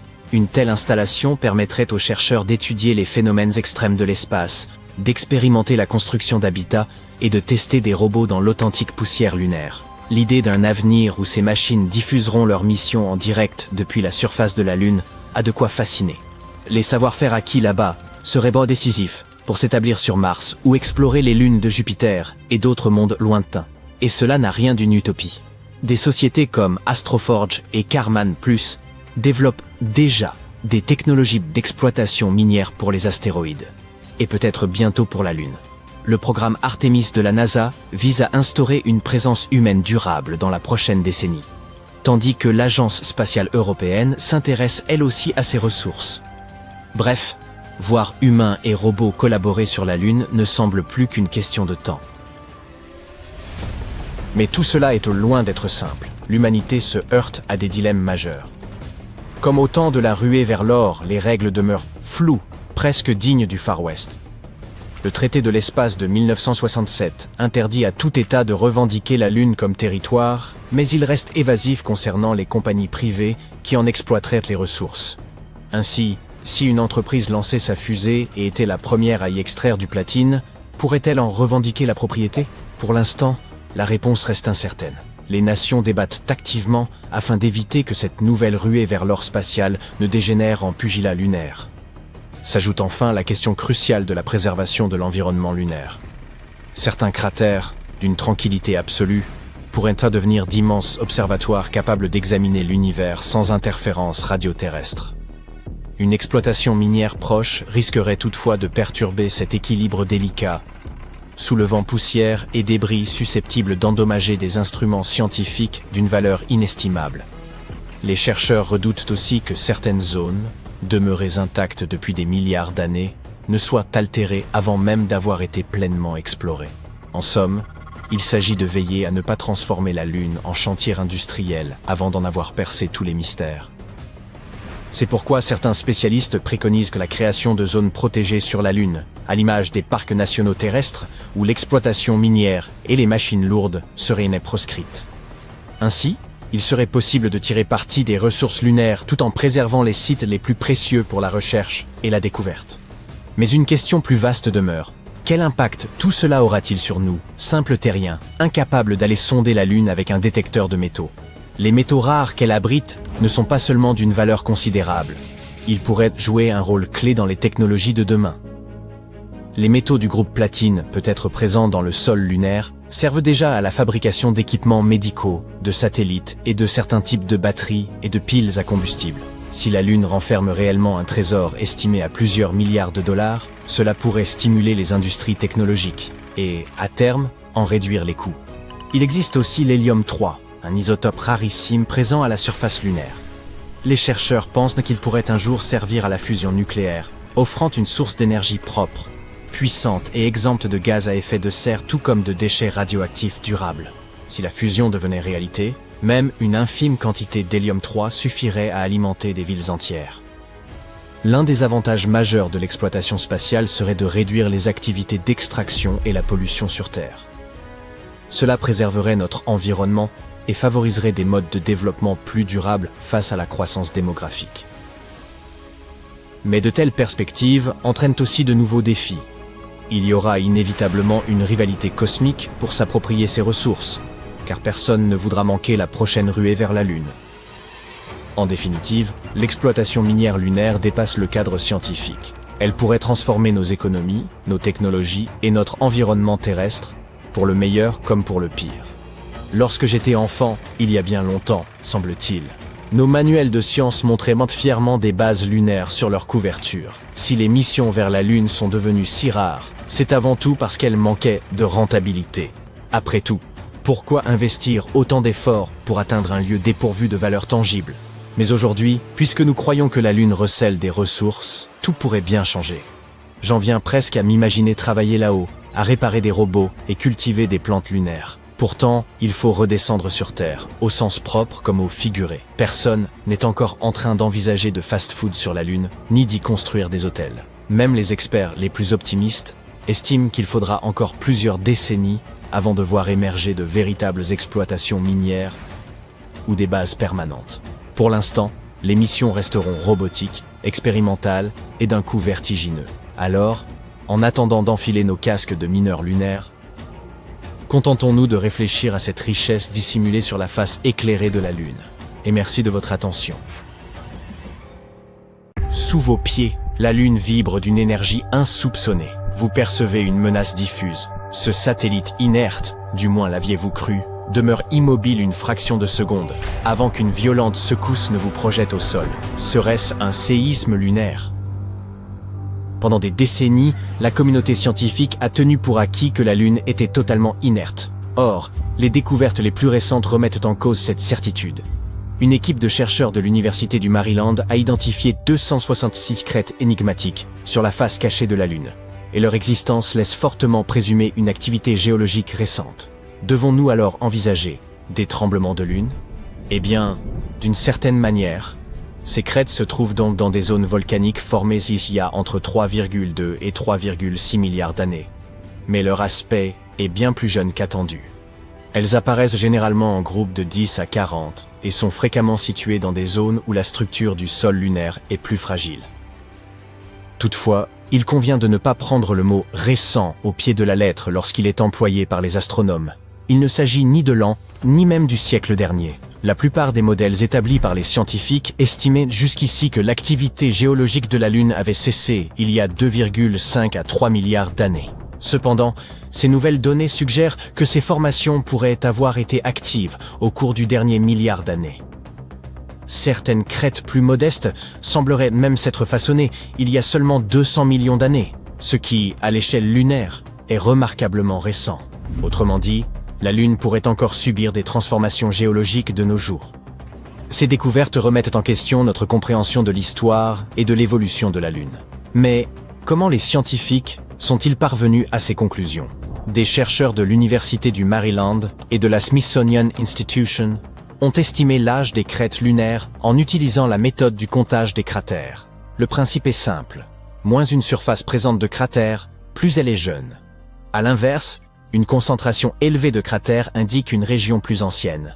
De plus, l'analyse a révélé que certaines crêtes traversèrent des cratères préexistants, ce qui suggère qu'elles se sont formées il y a environ 160 millions d'années. D'un point de vue géologique, c'est très récent, renforçant l'hypothèse que ces processus de formation sont toujours en cours. Les crêtes observées sur la face visible et la face cachée de la Lune présentent des similitudes frappantes, suggérant qu'elles résultent des mêmes mécanismes géologiques. Parmi les facteurs en cause, on évoque le lent rétrécissement du satellite, la contraction thermique de sa croûte et des modifications progressives de son orbite. Des éléments que nous examinerons plus en détail ultérieurement. Un autre argument en faveur d'une Lune toujours active provient des données recueillies il y a plusieurs décennies par les missions Apollo. L'expérience sismique lunaire avait déjà enregistré 28 séismes de faible profondeur, d'une magnitude allant d'1,5 à 5. Les scientifiques estiment que ces crêtes pourraient être directement liées à ce type d'activité sismique. Le rétrécissement lunaire trouve son origine dans la formation même du satellite, il y a environ 4,5 milliards d'années. Selon les scientifiques, la Lune serait née de l'impact titanesque entre la Terre primitive et un objet céleste de la taille de Mars. Ce choc aurait projeté dans l'espace d'immenses quantités de matière en fusion, qui se serait progressivement agrégée pour former la Lune. À ses débuts, elle était un monde incandescent, soumis à une intense activité volcanique et sismique. Autrefois, la Lune n'était qu'un océan de roches en fusion dérivant dans l'espace. Mais à quel moment s'est-elle solidifiée? Les scientifiques ont enfin tranché, il y a 4,43 milliards d'années. Ce fut un moment clé, non seulement pour la Lune, mais aussi pour la Terre. En effet, l'impact à l'origine de la Lune pourrait bien avoir été l'ultime événement, ayant permis à notre planète d'atteindre une stabilité propice à la vie. Au fil de milliards d'années, la Lune s'est refroidie et contractée, et aujourd'hui elle éclaire nos nuits sous la forme d'une sphère rocheuse familière. Pourtant, son refroidissement n'est pas achevé. Son noyau continue de perdre lentement de la chaleur. Cette dissipation thermique progressive pourrait d'ailleurs être l'un des moteurs de l'activité lunaire persistante. En refroidissant, l'intérieur de la Lune se rétracte, ce qui entraîne des fractures et des déplacements dans sa croûte. L'un des indices les plus manifestes de cette contraction est visible dans les mers lunaires, ces vastes étendues sombres qui constellent sa surface. Ces marias se sont formées lorsque la lave a comblé d'anciens cratères d'impact avant de se solidifier. Avec le temps, la croûte refroidie s'est contractée, donnant naissance aux crêtes plissées que l'on observe aujourd'hui. L'activité géologique lunaire pourrait également être alimentée par les interactions gravitationnelles avec la Terre. Ces forces exercées en continu engendrent probablement des tensions au sein de la croûte et contribuent au déclenchement de mouvements tectoniques. Tout cela est fascinant, mais ces phénomènes peuvent-ils avoir un impact sur l'humanité? D'une certaine manière, oui. La Lune a longtemps été perçue comme un environnement stable, idéal pour l'installation de bases et l'exploitation de ressources. Or, la mise en évidence d'une activité géologique persistante soulève de nouvelles inquiétudes. Si la surface continue à se mouvoir, les futures colonies, infrastructures et opérations minières pourraient être exposées à des risques considérables. C'est pourquoi il est crucial, à ce stade, de disposer de sismomètres et de radars à pénétration de sol afin de mieux appréhender ces mouvements. Cela nous permettra d'évaluer les dangers potentiels avant de lancer toute mission de longue durée. Par ailleurs, un autre problème majeur pour les futures missions concerne la poussière lunaire, également appelée régolithe. Les astronautes d'Apollo ont rapidement constaté que cette poussière, aussi fine que collante, s'infiltrait partout, endommageant leur équipement et nuisant à leur santé. Une étude menée par les ingénieurs de Texas A&M a mis en évidence un autre aspect inquiétant. Lors des atterrissages et des décollages des fusées, la poussière est projetée en l'air, créant un danger potentiel pour les missions, surtout avec le nombre croissant d'engins spatiaux transportant des équipages et du matériel vers la Lune. Le régolithe lunaire se décline sous diverses formes, allant de minuscules particules de poussière à de grands rochers. Il est principalement composé de minéraux de silicate fin d'environ 70 microns, soit la taille d'un cheveu humain. Ces particules se sont formées au fil de milliards d'années, lorsque des météores et des astéroïdes ont frappé la surface lunaire, réduisant une grande partie de celle-ci en une fine poudre. Contrairement à la Terre, la Lune possède une atmosphère pratiquement inexistante. Il n'y a donc ni vent ni eau pour aplanir la poussière. De plus, l'exposition continue au vent solaire a chargé électriquement le régolithe, ce qui le rend extrêmement adhérent aux surfaces qu'il touche. Les astronautes d'Apollo l'ont appris à leurs dépens. La poussière lunaire s'accrochait à leurs combinaisons, se retrouvait dans les modules lunaires et collait à toutes les surfaces. Pire encore, elle constituait un danger pour la santé, provoquant des irritations oculaires et des difficultés respiratoires à l'intérieur de leur vaisseau. Cependant, pour l'instant, ce problème semble concerner davantage les générations futures. Un enjeu bien plus crucial que tout autre est la recherche d'eau pour soutenir les futures missions lunaires, et la Chine se prépare à y faire face. Dans le cadre de la mission Chang'e 7, prévue pour 2026, un robot volant explorera les cratères profonds du pôle sud de la Lune à la recherche de glace. Si son existence est confirmée, cela pourrait révolutionner les missions lunaires à venir en offrant aux astronautes une source d'eau et même du carburant pour leur trajet dans l'espace. Cette mission est essentielle pour le projet chinois visant à envoyer des astronautes sur la Lune d'ici 5 ans. Bien que de l'eau ait déjà été trouvée, notamment dans des échantillons de sol, et grâce aux observations des sondes américaines et indiennes, les scientifiques estiment que ces dépôts de glace cachés sont la clé pour rendre les missions lunaires possibles à long terme. Le pôle sud lunaire abrite des cratères particulièrement profonds, et il est possible que de la glace y soit piégée. Le robot, une fois arrivé, explorera ces cratères pour vérifier cette hypothèse. Si de la glace est découverte, cela rendrait les missions lunaires bien plus abordables et efficaces, permettant aux astronautes de s'installer et de travailler sur place. De plus, certains chercheurs estiment que cette découverte pourrait fournir des indices précieux sur la vie extraterrestre. Que l'on trouve ou non de l'eau sur la Lune, et que l'on parvienne ou non à gérer la poussière lunaire, la récente découverte des jeunes... Les volcans lunaires ne sont pas en sommeil et pourraient entrer en éruption à tout moment. Pendant des années, cette possibilité est restée ignorée. Mais la mission chinoise Chang'e 5 a apporté une révélation stupéfiante. Les échantillons de sol lunaire ramenés sur Terre contiennent un élément totalement inattendu, suggérant que des éruptions volcaniques se seraient produites sur la Lune il y a seulement 123 millions d'années. D'un point de vue géologique, cela équivaut à hier. Mais une question majeure se pose. Cette activité représente-t-elle un danger pour nous sur Terre ? Nous savons depuis longtemps que la Lune a été le théâtre d'une intense activité volcanique, comme en témoignent les vastes régions sombres de sa surface, appelées mers lunaires. Ces plaines obscures, qui marquent le visage de la Lune, sont en réalité d'anciennes coulées de lave datant de 3 à 3,8 milliards d'années. Jusqu'à récemment, les scientifiques pensaient que ces traces marquaient la fin définitive du volcanisme lunaire. Or, Les échantillons rapportés par Chang'e 5 contenaient de minuscules perles de verre, dont 3 en particulier ont révélé un fait extraordinaire. Elles se sont formées à la suite d'éruptions volcaniques il y a environ 123 millions d'années. La marge d'incertitude est remarquablement réduite, à seulement 15 millions d'années. Cette découverte revêt une importance capitale en raison de la composition et de la rareté de ces perles. Mesurant entre 20 et 400 microns, soit moins qu'un grain de sable, elles sont d'origine volcanique.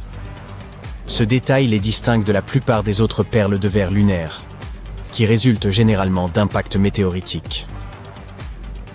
Les chocs météoritiques produisent du verre en faisant fondre la roche lunaire sous l'effet d'une chaleur et d'une pression extrême, formant ainsi de minuscules billes vitreuses dispersées à la surface. En revanche, les perles volcaniques découvertes dans l'échantillon de Chang'e 5 proviennent de l'éruption de magma depuis les profondeurs de la croûte lunaire, qui s'est solidifiée en verre en atteignant la surface. Grâce à la datation uranium-plomb, qui permet de mesurer la désintégration de l'uranium en plomb au sein des perles, les scientifiques ont pu établir leur âge avec une précision remarquable. Les résultats indiquant que la dernière manifestation volcanique connue sur la Lune s'est produite au cours des 200 derniers millions d'années, ce qui, à l'échelle de son histoire, en fait un événement relativement récent. Cette découverte corrobore également des observations antérieures, portant sur des formations de surface atypiques, appelées Irregular Mare Patches. Ces structures, constituées de monticules lisses, entourées de terrains rocailleux, ont été identifiées pour la première fois en 2014 par le Lunar Reconnaissance Orbiter de la NASA. Elles paraissent nettement plus jeunes que les autres reliefs lunaires et pourraient résulter d'éruptions volcaniques survenues il y a moins de 100 millions d'années. Avant l'analyse des perles de verre rapportées par Chang'e 5, ces formations constituaient l'un des indices les plus probants d'un volcanisme récent sur la Lune. Toutefois, faute de confirmation, leur origine demeurait incertaine. Désormais, ces billes viennent étayer de manière indiscutable l'existence d'une activité volcanique passée. Ces découvertes soulèvent de nouvelles interrogations sur les mécanismes internes de la Lune. Comment a-t-elle pu conserver suffisamment de chaleur pour alimenter des éruptions volcaniques ? Jusqu'à présent, les scientifiques pensaient que la Lune s'était refroidie significativement après sa formation, il y a 4,5 milliards d'années, rendant tout volcanisme impossible. En l'absence d'activité tectonique et d'atmosphère, la Lune aurait dû perdre sa chaleur interne depuis longtemps. Pourtant, ces perles de verre suggèrent l'existence de sources de chaleur localisées au sein de son manteau. Les chercheurs estiment que certains éléments radioactifs, tels que le potassium et le thorium, pourraient générer des poches thermiques capables de maintenir une température suffisante pour faire fondre la roche et provoquer des éruptions volcaniques ponctuelles. Ce n'est pas tout. Au-delà de la réécriture de l'histoire lunaire, cette découverte apporte un nouvel éclairage sur les phénomènes lunaires transitoires. Ces manifestations, décrites par des astronomes amateurs sous forme de lueurs évanescentes ou de brumes fugaces, n'ont encore jamais pu être confirmées par des instruments scientifiques. Certains spécialistes les considèrent simplement comme des illusions dues à l'atmosphère terrestre. Pourtant, si la Lune abrite de petites zones d'activité volcanique ou de dégazage, les phénomènes lunaires transitoires pourraient être réels. Des émissions de gaz souterraines pourraient expliquer ces mystérieuses lueurs et indiquer une activité volcanique résiduelle sur la Lune. Si une activité volcanique persiste sur la Lune, les répercussions pour les missions futures pourraient être considérables. Dans les décennies à venir, les astronautes pourraient exploiter cette chaleur pour produire de l'énergie, transformer la glace en eau, voire tempérer les bases installées sur la surface lunaire, où les températures sont extrêmes. Mais les avancées récentes en géologie planétaire ne se limitent pas à la Lune. Des observations suggèrent que l'activité volcanique pourrait être fréquente parmi les lunes extrasolaires. La détection d'une potentielle exolune volcanique en orbite autour de l'exoplanète WASP-49b, située à environ 635 années-lumière, pourrait remettre en question notre conception des corps volcaniques. Jusqu'à présent, Io, lune de Jupiter, détenait le record d'activité volcanique, mais des chercheurs du Jet Propulsion Laboratory de la NASA pensent avoir identifié une nouvelle candidate. Les scientifiques ont repéré cette potentielle exolune en détectant un nuage de sodium autour de l'exoplanète. Or, la présence d'un tel nuage est inhabituelle dans les atmosphères planétaires et pourrait être le signe d'une activité volcanique. Celui observé près de WASP-49b se distingue par son comportement erratique. Il change de taille, se déplace de façon imprévisible et occupe un volume bien trop important pour s'expliquer uniquement par l'atmosphère de l'exoplanète. Tout porte à croire que cette masse gazeuse proviendrait plutôt d'une exolune volcanique en orbite. Les lunes volcaniques comme Io libèrent de grandes quantités de dioxyde de soufre, de sodium et de potassium, formant d'immenses nuages autour de leur planète hôte. Io, par exemple, émet régulièrement assez de gaz pour créer une enveloppe qui s'étend jusqu'à 1000 fois la taille de Jupiter autour de la dite planète. Si un phénomène similaire se produit à proximité de WASP-49b, cela renforcerait l'hypothèse d'une exolune active. Des observations menées à l'aide du très grand télescope de l'Observatoire européen austral au Chili semblent étayer cette théorie. Le nuage de sodium se trouve à une grande altitude élevée, bien au-dessus de l'atmosphère de l'exoplanète, et adopte un comportement incompatible avec l'orbite de 2,8 jours terrestres de WASP-49b. Ces indices suggèrent fortement qu'il provient d'un corps distinct, probablement une lune volcanique active. Par ailleurs, WASP-49b et son étoile hôte sont essentiellement composés d'hydrogène et d'hélium, rendant la présence d'un tel nuage de sodium encore plus inhabituelle. La quantité de sodium libérée, plus de 100 000 kg par seconde, trahirait la présence d'une source volcanique exceptionnellement puissante. Si l'existence de cette exolune est confirmée, ce serait la toute première découverte d'une exolune volcanique. Dans notre système solaire, Io demeure l'astre de référence pour l'étude des lunes volcaniques. Récemment, la sonde Juno de la NASA a capturé certaines des images les plus rapprochées d'Io depuis la mission Galileo, menée il y a plus de 25 ans. L'activité volcanique intense de cette lune résulte du réchauffement par effet de marée, provoqué par l'attraction gravitationnelle de Jupiter et de satellites voisins comme Europe. Ce jeu de force crée d'énormes frictions internes, libérant la chaleur qui alimente en continu les éruptions volcaniques d'Io. L'une des découvertes récentes les plus marquantes de Juno est l'apparition d'un volcan inconnu au sud de l'équateur d'Io. Ces clichés révèlent une vaste région volcanique complexe, s'étendant sur environ 180 km². Le plus surprenant, aucune trace de ce volcan n'apparaissait sur les images capturées par Galileo en 1997.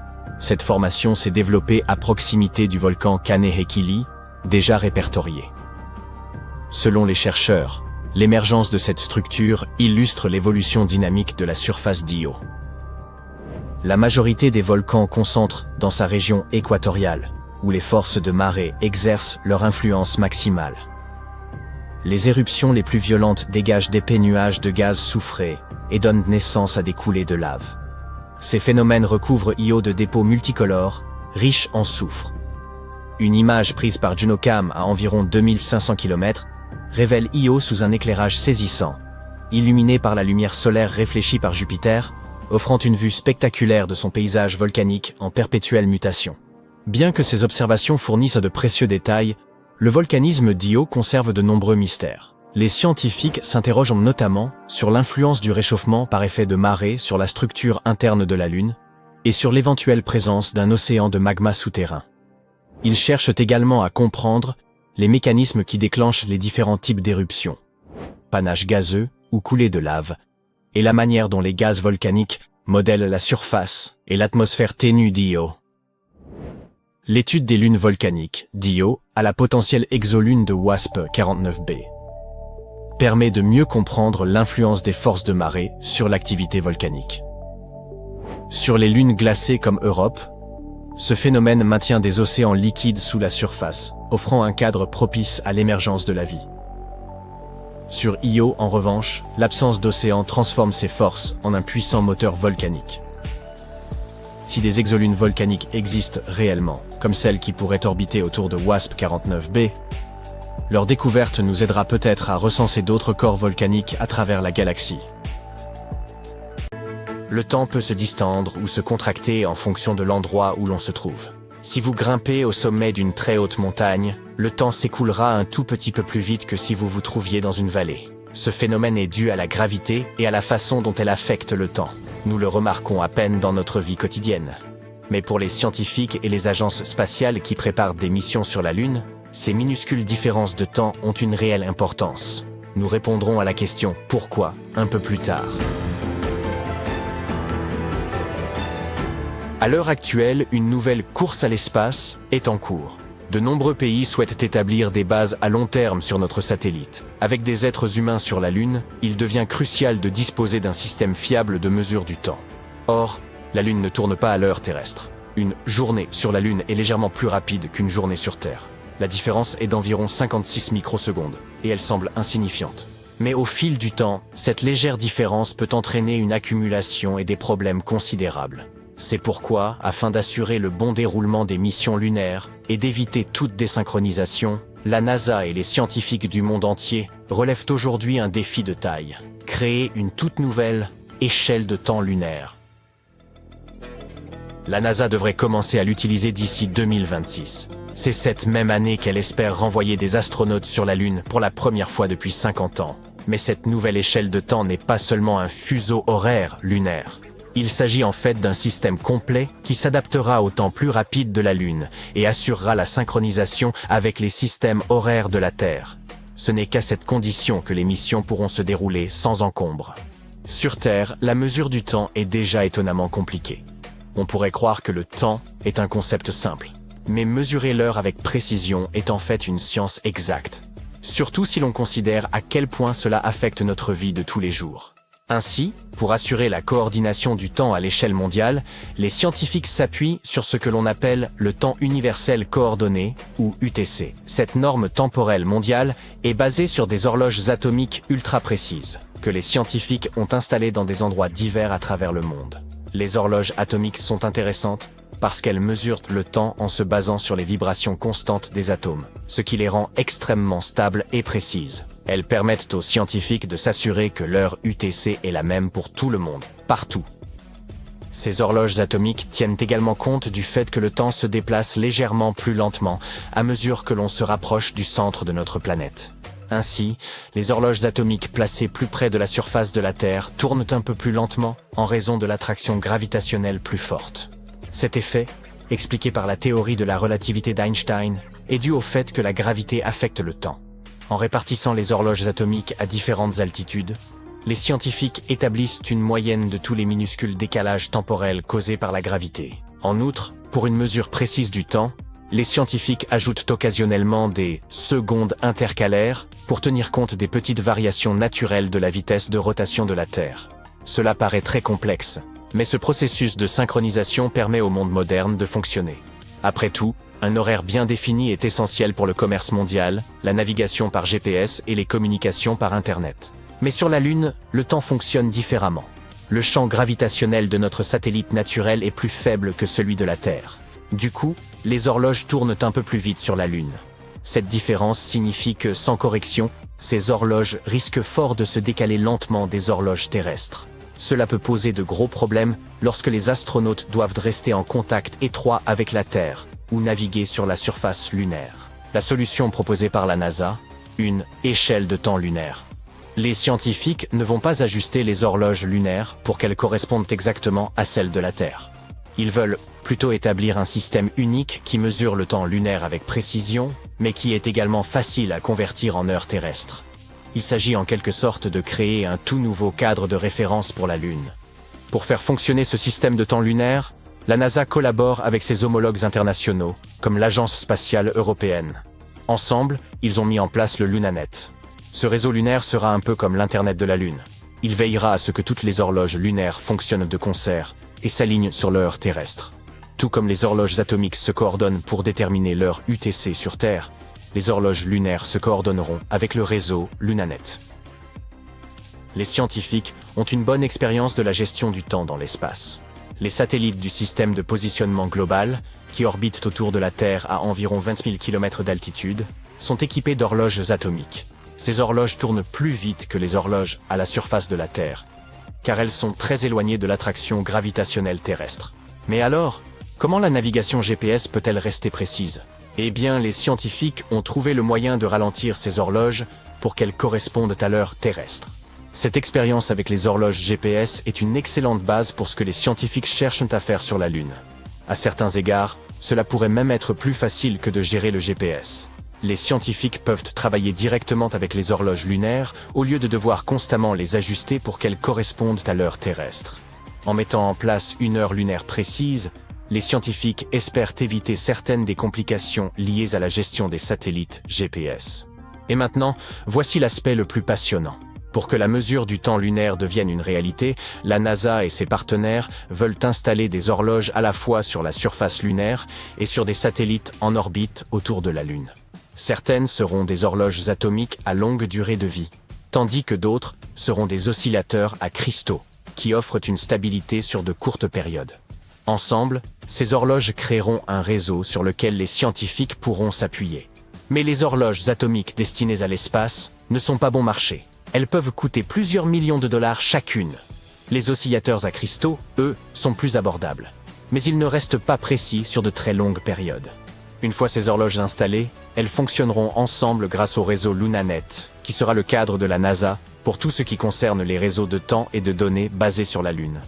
Le LunaNet agira comme un Internet pour les opérations lunaires.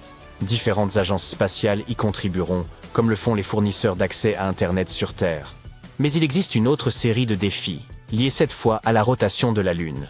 Tout d'abord, un jour sur la Lune dure beaucoup plus longtemps qu'un jour sur notre planète, car il faut à la Lune environ 28 jours terrestres pour effectuer une rotation complète. De plus, l'équateur de la Lune connaît environ 14 jours de lumière solaire suivis de 14 jours d'obscurité, contrairement au cycle jour-nuit régulier de la Terre. Et au pôle sud de la Lune, où la NASA va établir ses futures missions lunaires, certaines zones restent éclairées, ou dans l'ombre, en permanence. Cela pourrait compliquer la tâche des astronautes, qui veulent garder la notion du temps. La NASA et ses partenaires espèrent impliquer davantage de pays dans ce projet par l'intermédiaire d'organisations internationales telles que l'Union astronomique internationale. L'idée est de faire adopter l'échelle de temps lunaire par le plus grand nombre de nations possible, afin que tous ceux qui explorent la Lune soient sur la même longueur d'onde. Un autre aspect fascinant de ce projet est que la détermination du temps lunaire pourrait être utile lors d'autres missions spatiales ultérieures, comme les voyages vers Mars. L'expérience et les connaissances que nous obtiendrons en établissant une échelle de temps lunaire serviront probablement de modèle pour la gestion du temps sur des planètes encore plus lointaines. C'est l'une des raisons pour lesquelles les scientifiques prennent ce projet très au sérieux. Pour les astronautes vivant sur la Lune, un système de temps cohérent et fiable sera essentiel, non seulement pour la navigation, mais aussi pour tout ce qui concerne les expériences scientifiques et les activités quotidiennes. Le projet de la NASA sur le temps lunaire est véritablement révolutionnaire. Il s'agit d'une première étape, au moment où l'humanité commence à s'aventurer dans l'espace. Si le projet réussit, les futurs astronautes ne disposeront pas seulement du temps terrestre pour les guider. Ils auront aussi ce temps lunaire, et même, un jour, un temps martien. Mesurer le temps avec précision est primordial, tant pour comprendre scientifiquement comment s'écoule le temps. Il se passe quelque chose à l'intérieur de la Lune, quelque chose que personne n'avait réellement envisagé. Ce n'est pas un bouleversement visible de l'extérieur, mais en profondeur, là où tout semblait figé, les chercheurs ont mis au jour une couche insoupçonnée de ce que l'on pourrait qualifier de gelée lunaire.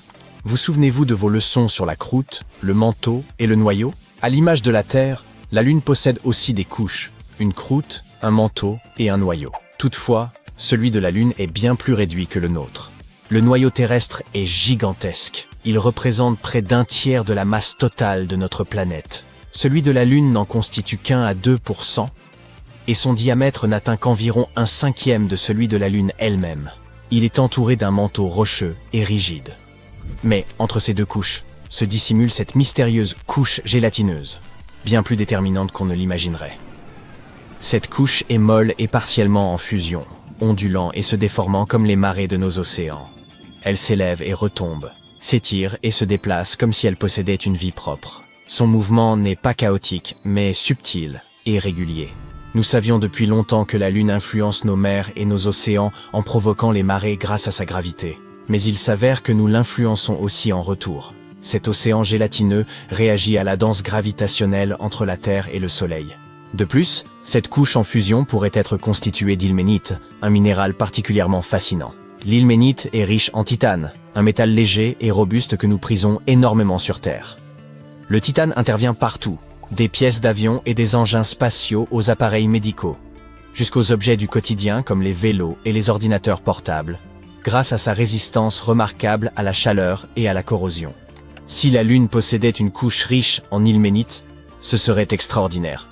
Les astronomes envisagent déjà l'installation de bases lunaires et si nous pouvions disposer sur place d'un matériau pour édifier des structures, des vaisseaux spatiaux ou même fabriquer les outils des astronautes, cela changerait la donne.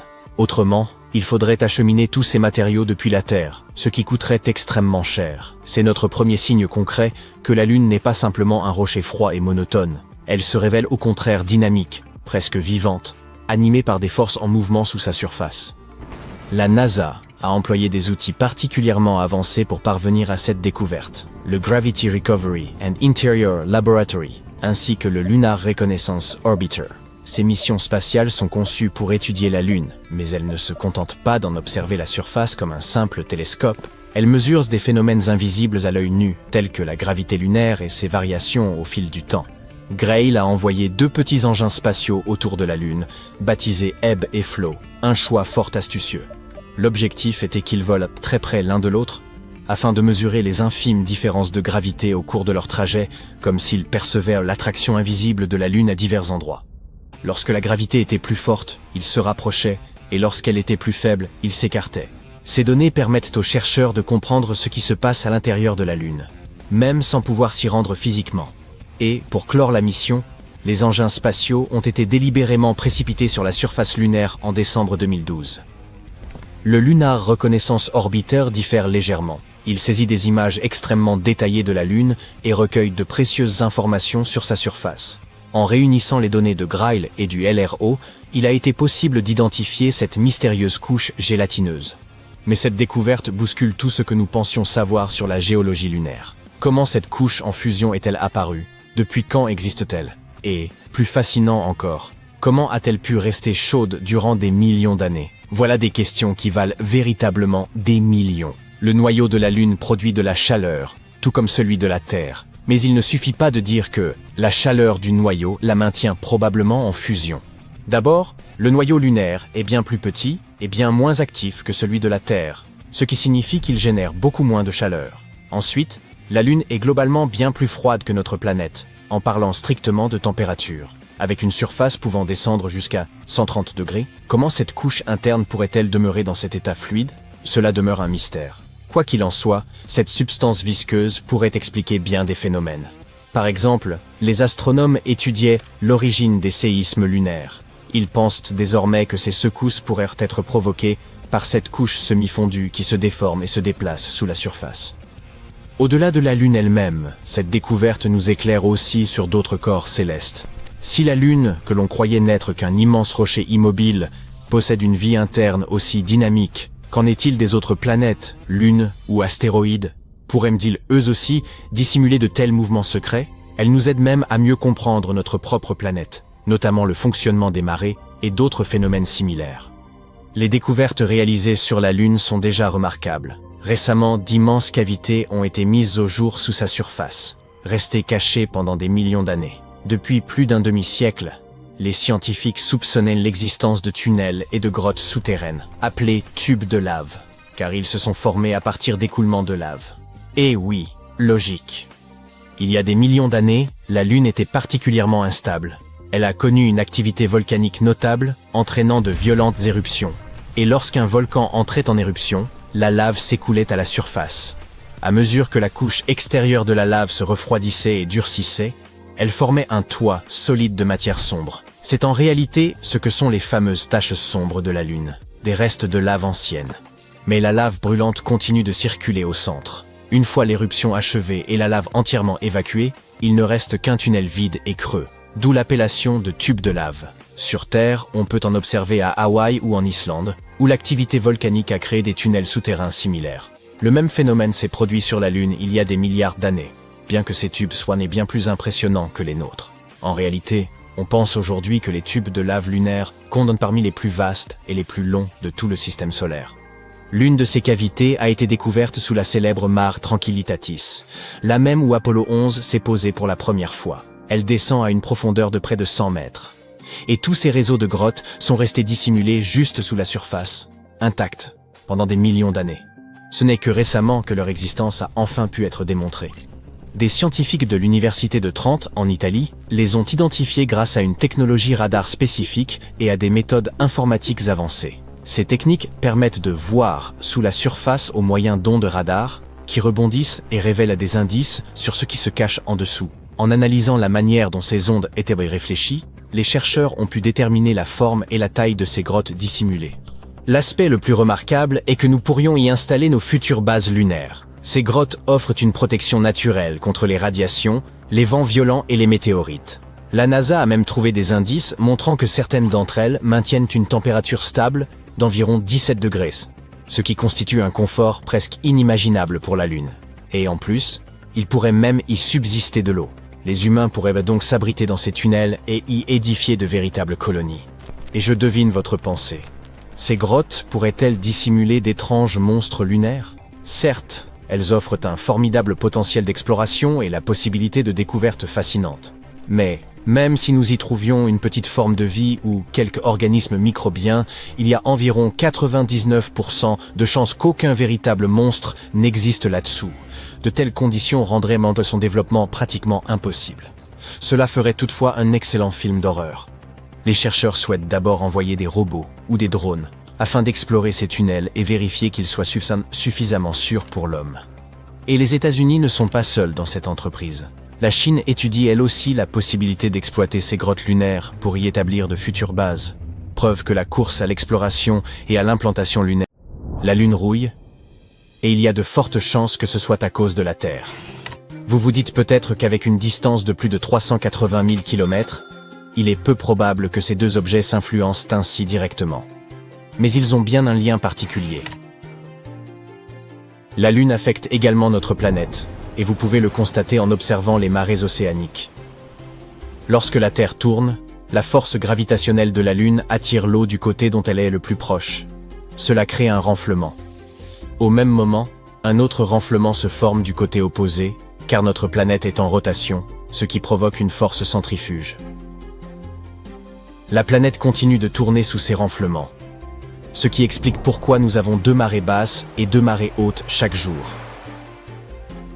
De plus, la Lune oscille de temps en temps, s'incline quelque peu, et provoque des changements dans les marées océaniques. En retour, l'atmosphère terrestre fait rouiller notre satellite. La rouille est cette substance rougeâtre que l'on voit sur les vieux portails ou les clous. Et vous connaissez les Vermilion Cliffs et le Grand Canyon? S'ils ont eux aussi cette couleur rouge, c'est grâce à la présence de fer rouillé dans les roches. La rouille se forme lorsque le fer entre en réaction avec l'oxygène et l'eau. La rouille est courante même sur Mars. La couleur caractéristique de cette planète provient de la rouille qui s'y trouve depuis très longtemps. C'est ainsi que la planète rouge a reçu son surnom. On a du mal à imaginer que la Lune puisse être un endroit qui rouille facilement, car elle est sèche et n'a pas vraiment d'atmosphère. Mais un véhicule spatial a étudié la Lune en 2008 et a détecté des spectres, des longueurs d'onde de la lumière, qui se reflétaient sur les différentes surfaces de la Lune. Grâce à eux, il lui a été possible de mieux analyser la surface lunaire. Les données qu'il a rapportées ont montré que les pôles lunaires avaient une composition différente de celle du reste de la Lune. Les roches qui s'y trouvent contiennent beaucoup d'hématite. Il s'agit d'un type particulier d'oxyde de fer, ou simplement de rouille. Personne ne s'attendait à cela, car il ne devrait pas y avoir autant de rouille sur la Lune, compte tenu des conditions qui y règnent. Mais nous savons qu'il y a de l'eau à la surface de notre satellite. C'est pourquoi de nouvelles théories ont vu le jour sur les différents minéraux que la Lune pourrait cacher. Il est possible qu'ils se soient formés à la suite d'une réaction de l'eau avec les roches. Pour que le fer prenne cette teinte rouille, il a besoin de ce que l'on appelle un oxydant. Il s'agit d'une molécule qui enlève des électrons à des matériaux comme le fer, tels que l'oxygène. Mais le vent solaire frappe constamment la Lune et apporte de l'hydrogène avec lui. Or, l'hydrogène a l'effet inverse. Il donne des électrons aux autres molécules. La Terre dispose d'un bouclier contre le vent solaire, notre champ magnétique. Mais la Lune ne dispose pas d'une telle protection, et, pour cette raison, la rouille ne devrait pas pouvoir se former à sa surface. Mais ce processus se produit quand même, et c'est peut-être la faute de la Terre. La Lune elle-même n'a pas d'atmosphère susceptible de fournir suffisamment d'oxygène pour que le fer rouille. Mais apparemment, notre planète est assez généreuse et fait don d'une partie de sa propre atmosphère. L'oxygène de notre atmosphère voyage jusqu'à la Lune en suivant la queue de la magnétosphère. Il s'agit d'une longue extension du champ magnétique terrestre qui peut atteindre la face cachée de la Lune. C'est précisément là que se trouve la majeure partie de l'hématite que nous avons évoquée. Lors d'une pleine Lune, la queue de la magnétosphère bloque 99% du vent solaire, qui devrait normalement influencer davantage notre satellite. C'est comme si un rideau temporaire recouvrait sa surface, ce qui laisse le temps à la rouille de se former. Mais il y a encore un élément important qui est nécessaire à l'apparition de la rouille: l'eau. Vous ne trouverez pas facilement d'eau si vous décidez de vous promener un jour sur la Lune. La plus grande partie de l'eau est gelée et cachée dans des zones qui sont toujours dans l'ombre et au froid. Ces zones sont très éloignées de l'endroit où l'hématite a été découverte, et il est donc difficile de savoir comment l'eau est arrivée là. Mais il y a une idée intéressante. Les particules de poussière qui viennent frapper la Lune pourraient libérer des molécules d'eau enfermées dans la couche superficielle du satellite. C'est ainsi que l'eau se retrouve mélangée au fer. Nous ne savons pas exactement de quoi sont composées ces particules de poussière, mais il se peut qu'elles transportent elles aussi de l'eau. En touchant la surface lunaire, elles pourraient créer de la chaleur, ce qui stimulerait le processus d'oxydation et entraînerait la formation de rouille. Ainsi, notre planète fait certaines choses qui modifient la Lune, mais les humains ont aussi leur influence. Une sonde qui s'est posée sur la surface lunaire en 1959 a été le premier objet fabriqué par l'homme à toucher la Lune. C'est également à cette époque que nous avons commencé à modifier la Lune de manière imprévisible. Les scientifiques appellent cela le Anthropocène lunaire. Il s'agit d'une analogie avec l'Anthropocène terrestre, une période au cours de laquelle l'activité humaine a eu un impact important sur la planète. Il n'est pas possible de déterminer un point de départ précis pour le début de cette période. Mais nous savons aujourd'hui que les actions que nous avons menées au cours de notre existence ont réellement modifié l'environnement de notre planète. Personne ne vit encore sur la Lune, mais nous y avons déjà laissé des traces. Après l'arrivée de l'homme sur la Lune, nous y avons effectué de nombreuses missions. Nous avons laissé des atterrisseurs et des drapeaux, déplacé le sol lunaire, apporté des balles de golf, du matériel scientifique et même des déchets humains. Quels sont les projets pour l'avenir? Envoyer d'autres missions sur la Lune et même éventuellement créer une infrastructure où certains d'entre nous pourraient vivre, étudier les ressources de la Lune et les renvoyer sur Terre.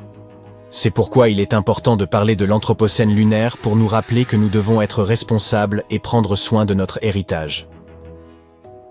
De nombreuses personnes ne comprennent pas pourquoi nous voyons parfois la Lune pendant la journée. Certains croient même qu'il s'agit d'un phénomène nouveau qui n'existait pas auparavant. Notamment depuis qu'on a commencé à partager des images à faible résolution de ce qui ressemble à une pleine lune en plein milieu de la journée. D'autres pensent que le soleil n'est plus de la même couleur qu'avant. Il aurait été plus jaune. Le soleil n'a pas changé de couleur. Il est toujours bleu-vert. Mais il est possible que nous l'ayons vu plus jaune lorsque nous étions plus jeunes, parce qu'alors, la pollution n'était pas aussi importante. Quant à la Lune, nous pouvons la voir aussi bien la nuit que le jour. Elle est plus brillante la nuit parce qu'il n'y a pas de lumière provenant du soleil. Mais ce n'est pas comme si elle disparaissait pendant la journée. Elle est toujours là, mais nous ne la voyons pas pendant la phase de la nouvelle Lune. Cette phase dure quelques jours et, pendant cette période, la Lune se rapproche du soleil. La lumière diffusée par le soleil rend notre satellite moins visible.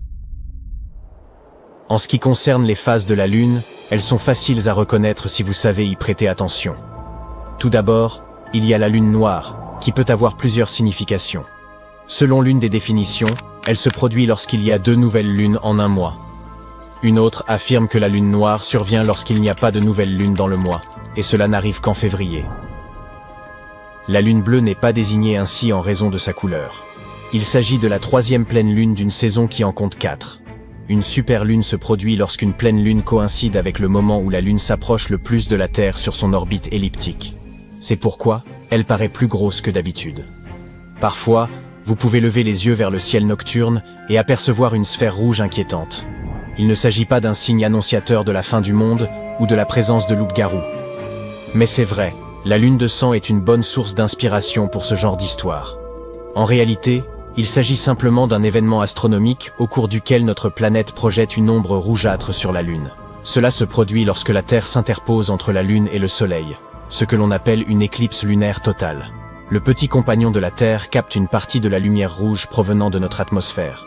C'est pourquoi vous voyez cette couleur spécifique.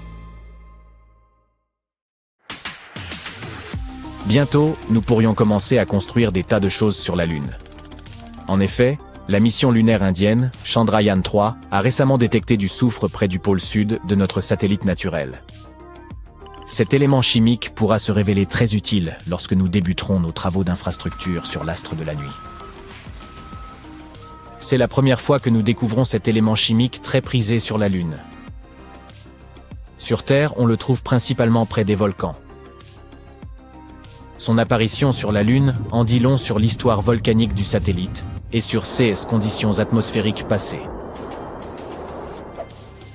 Le rover de la mission a détecté cet élément chimique moins d'une semaine après s'être posé à environ 70 degrés du pôle sud de la Lune, le 23 août 2023. Cet atterrissage historique sur la surface lunaire a fait de l'Inde le 4e pays à réussir l'alunissage d'une mission. C'est également le premier engin spatial à se poser aussi près du pôle sud de notre satellite. Il s'agit d'une importante zone stratégique, car on pense qu'elle abrite des gisements de glace d'eau. Si c'est vrai, les missions futures pourraient être en mesure de recueillir cette glace pour la transformer en eau potable ou même en carburant pour fusées.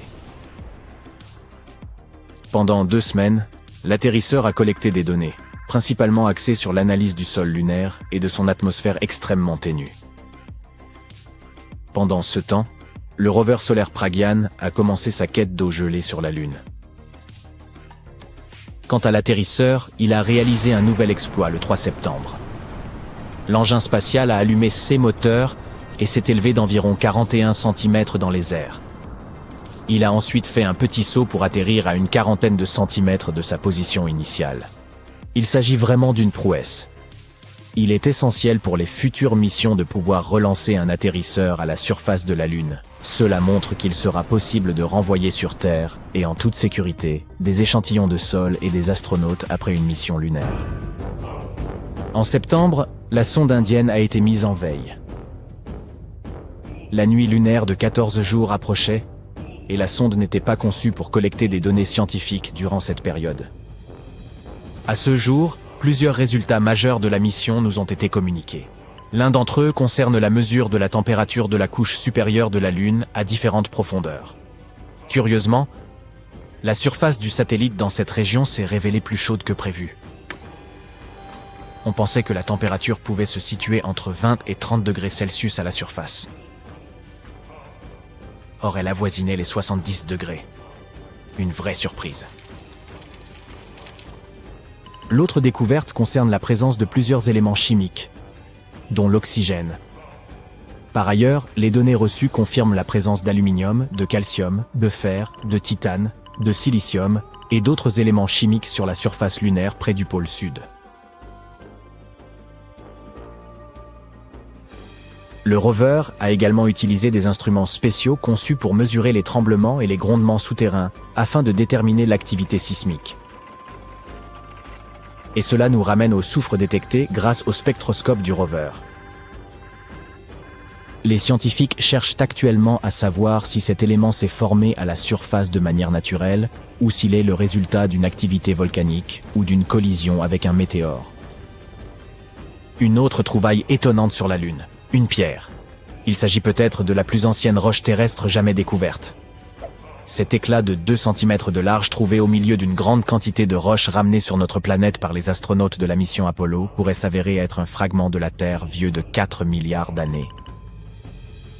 Et ça pourrait nous aider à mieux comprendre les chocs violents que la Terre a subis à l'aube de sa vie. Voici ce que les scientifiques supputent. Peu après la formation de cette roche, un impact d'astéroïde l'aurait projeté hors de la Terre. À l'époque, notre satellite était 3 fois plus proche de notre planète qu'il ne l'est aujourd'hui. La collision aurait été si puissante que ce caillou aurait atterri sur la Lune.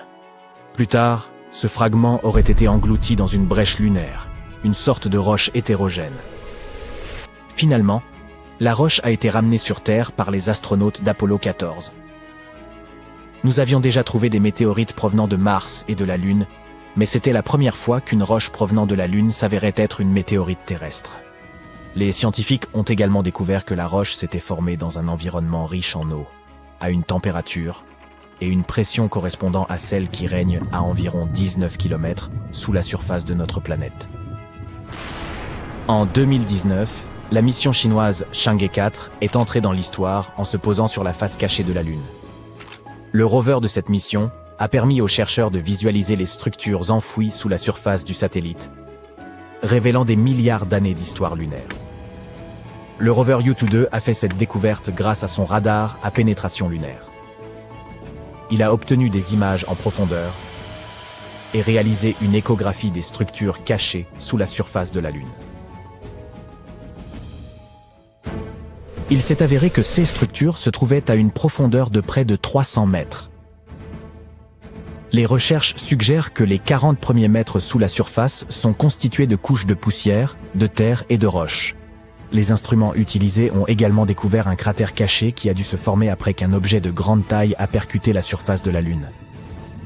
Il y a très longtemps, de la lave s'écoulait probablement dans ces profondeurs. Selon les chercheurs, les roches brisées autour de cette formation seraient des débris produits par l'impact. Ils ont aussi constaté que plus les couches de roches volcaniques étaient proches de la surface, plus elles étaient minces.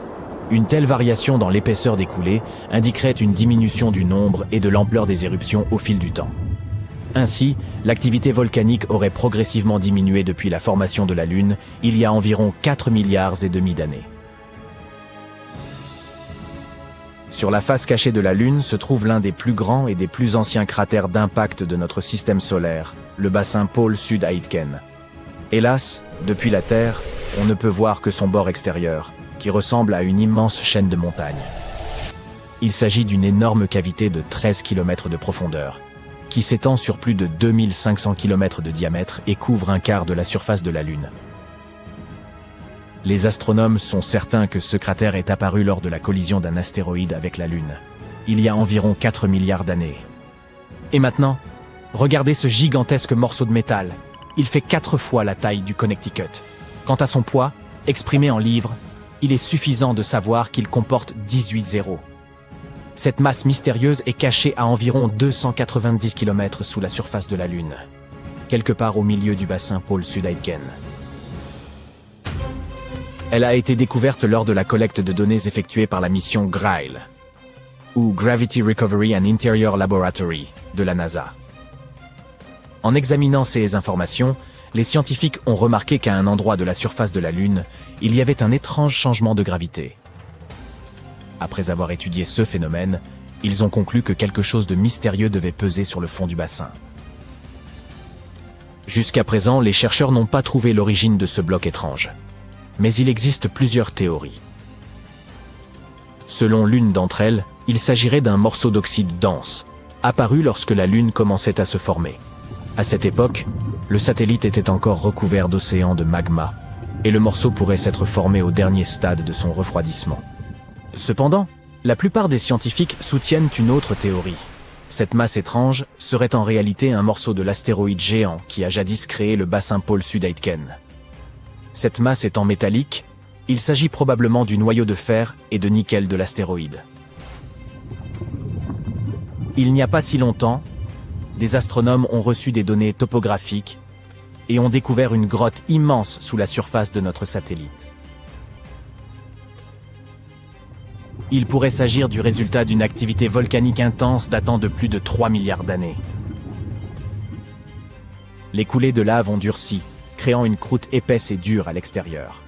Mais à l'intérieur, la lave continuait à couler, faisant fondre la roche et créant des tunnels et des grottes. De nombreux petits puits découverts par la NASA à la surface de la Lune semblent être les ouvertures de ces tunnels de lave.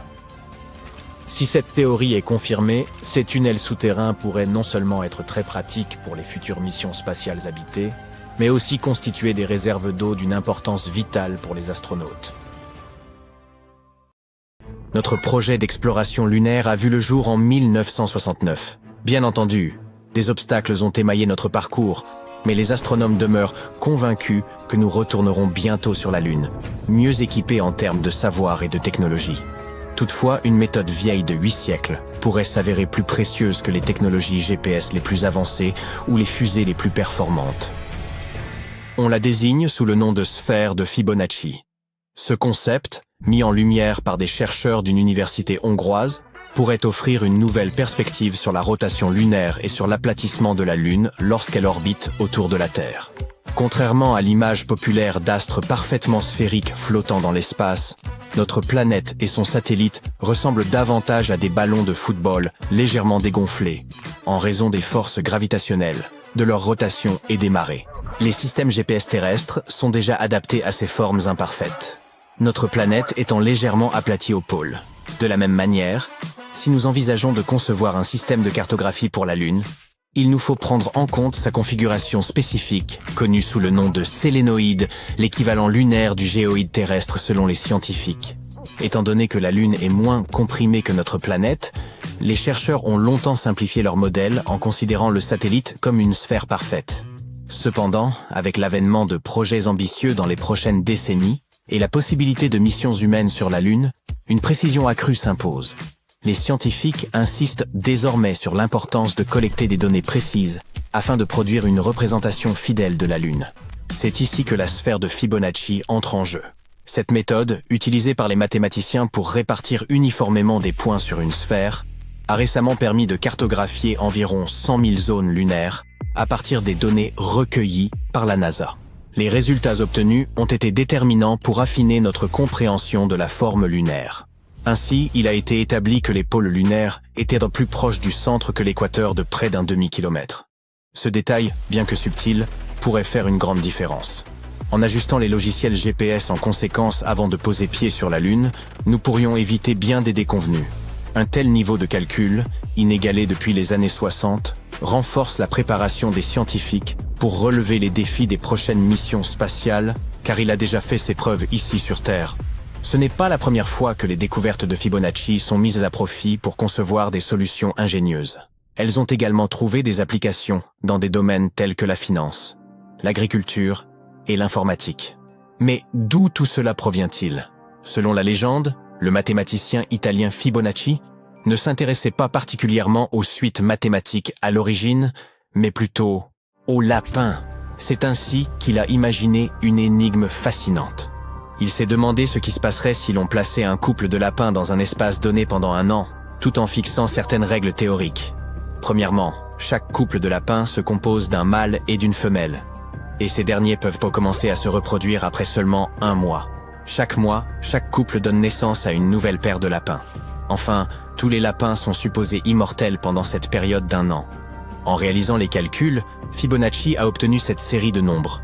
1, 2, 3, 5, 8, 13, et ainsi de suite. En observant cette série, on remarque que chaque nombre correspond à la somme des deux précédents. Les deux premiers représentent le couple initial de lapins. Ensuite, le nombre 2 désigne la première paire et leur première progéniture. Cette séquence intrigante a rapidement suscité l'intérêt des amateurs de mathématiques qui ont commencé à l'analyser de manière approfondie. Ils ont découvert que ce motif se retrouvait fréquemment dans la nature, que ce soit dans la disposition des feuilles sur une plante ou l'agencement des graines sur un tournesol. Il existe même une expérience simple que vous pouvez tenter pour explorer ce concept. Munissez-vous d'un papier et d'un stylo, puis essayez de dessiner la spirale de Fibonacci. Commencez par un cercle minuscule, puis élargissez progressivement en suivant les nombres de la suite. Le premier cercle correspondra à un point, ou à 0. Le suivant mesurera une unité, suivi d'un autre cercle de même taille. Poursuivez ainsi, et vous verrez apparaître une spirale harmonieuse qui conserve sa forme, peu importe son agrandissement. Vous avez peut-être déjà croisé la spirale de Fibonacci utilisée comme symbole de l'hypnose. Bien que les preuves scientifiques à ce sujet soient limitées, ses effets sur la concentration et les nerfs optiques sont indéniables. Après avoir fixé une spirale en rotation, vous pourriez percevoir que les objets semblent rétrécir ou s'agrandir en fonction de la direction du mouvement. Cette expérience sensorielle explique pourquoi certaines personnes la décrivent comme hypnotisante. Cette fascinante série de nombres trouve sa place dans notre quotidien, parfois sans que nous en soyons conscients. Elle peut également avoir des usages pratiques, comme la conversion des miles en kilomètres. Prenons cette série. Choisissez deux nombres consécutifs, par exemple 13 et 21. Si vous effectuez les calculs, vous constaterez que 13 miles correspondent à environ 21 km. Le même principe s'applique à 34 et 55. La musique et les mathématiques semblent, à première vue, appartenir à des mondes différents. Pourtant, Mozart aurait probablement contesté cette idée. Ce génie musical aurait nourri, dès le début de sa carrière, une passion pour les chiffres. Il aimait dénicher des motifs numériques intrigants dans ses compositions, comme s'il dissimulait des messages secrets. Sa sœur se souvenait même de lui en train de griffonner des calculs sur les marges de ses partitions. Certains chercheurs avancent qu'il aurait expérimenté avec les nombres de Fibonacci, utilisant potentiellement leur ratio pour harmoniser ses œuvres. Et dans les autres formes d'art, on raconte que Léonard de Vinci intégra le nombre d'or dans ses créations emblématiques, telles que l'homme de Vitruve et la célèbre Joconde. Ce même motif se retrouve, par ailleurs, dans des merveilles architecturales comme le Parthénon, dont les colonnes judicieusement espacées témoignent de cette influence. La grande pyramide de Gizeh en serait un autre exemple marquant. Bien qu'aucune preuve officielle ne confirme ce lien, sa structure s'approche tellement du nombre d'or que cela ne peut qu'intriguer. Ce motif se manifeste également dans la nature qui nous entoure. Promenez-vous dans un jardin et observez des pommes de pin. Leurs écailles s'organisent selon un schéma similaire à la spirale de Fibonacci. Même le développement des os humains suit ces proportions. Notre corps illustre cette harmonie. Un torse, une tête, un cœur. Certaines caractéristiques corporelles rappellent aussi ce modèle. Les éléments en paire, comme nos bras, jambes, yeux et oreilles, suivent cette logique.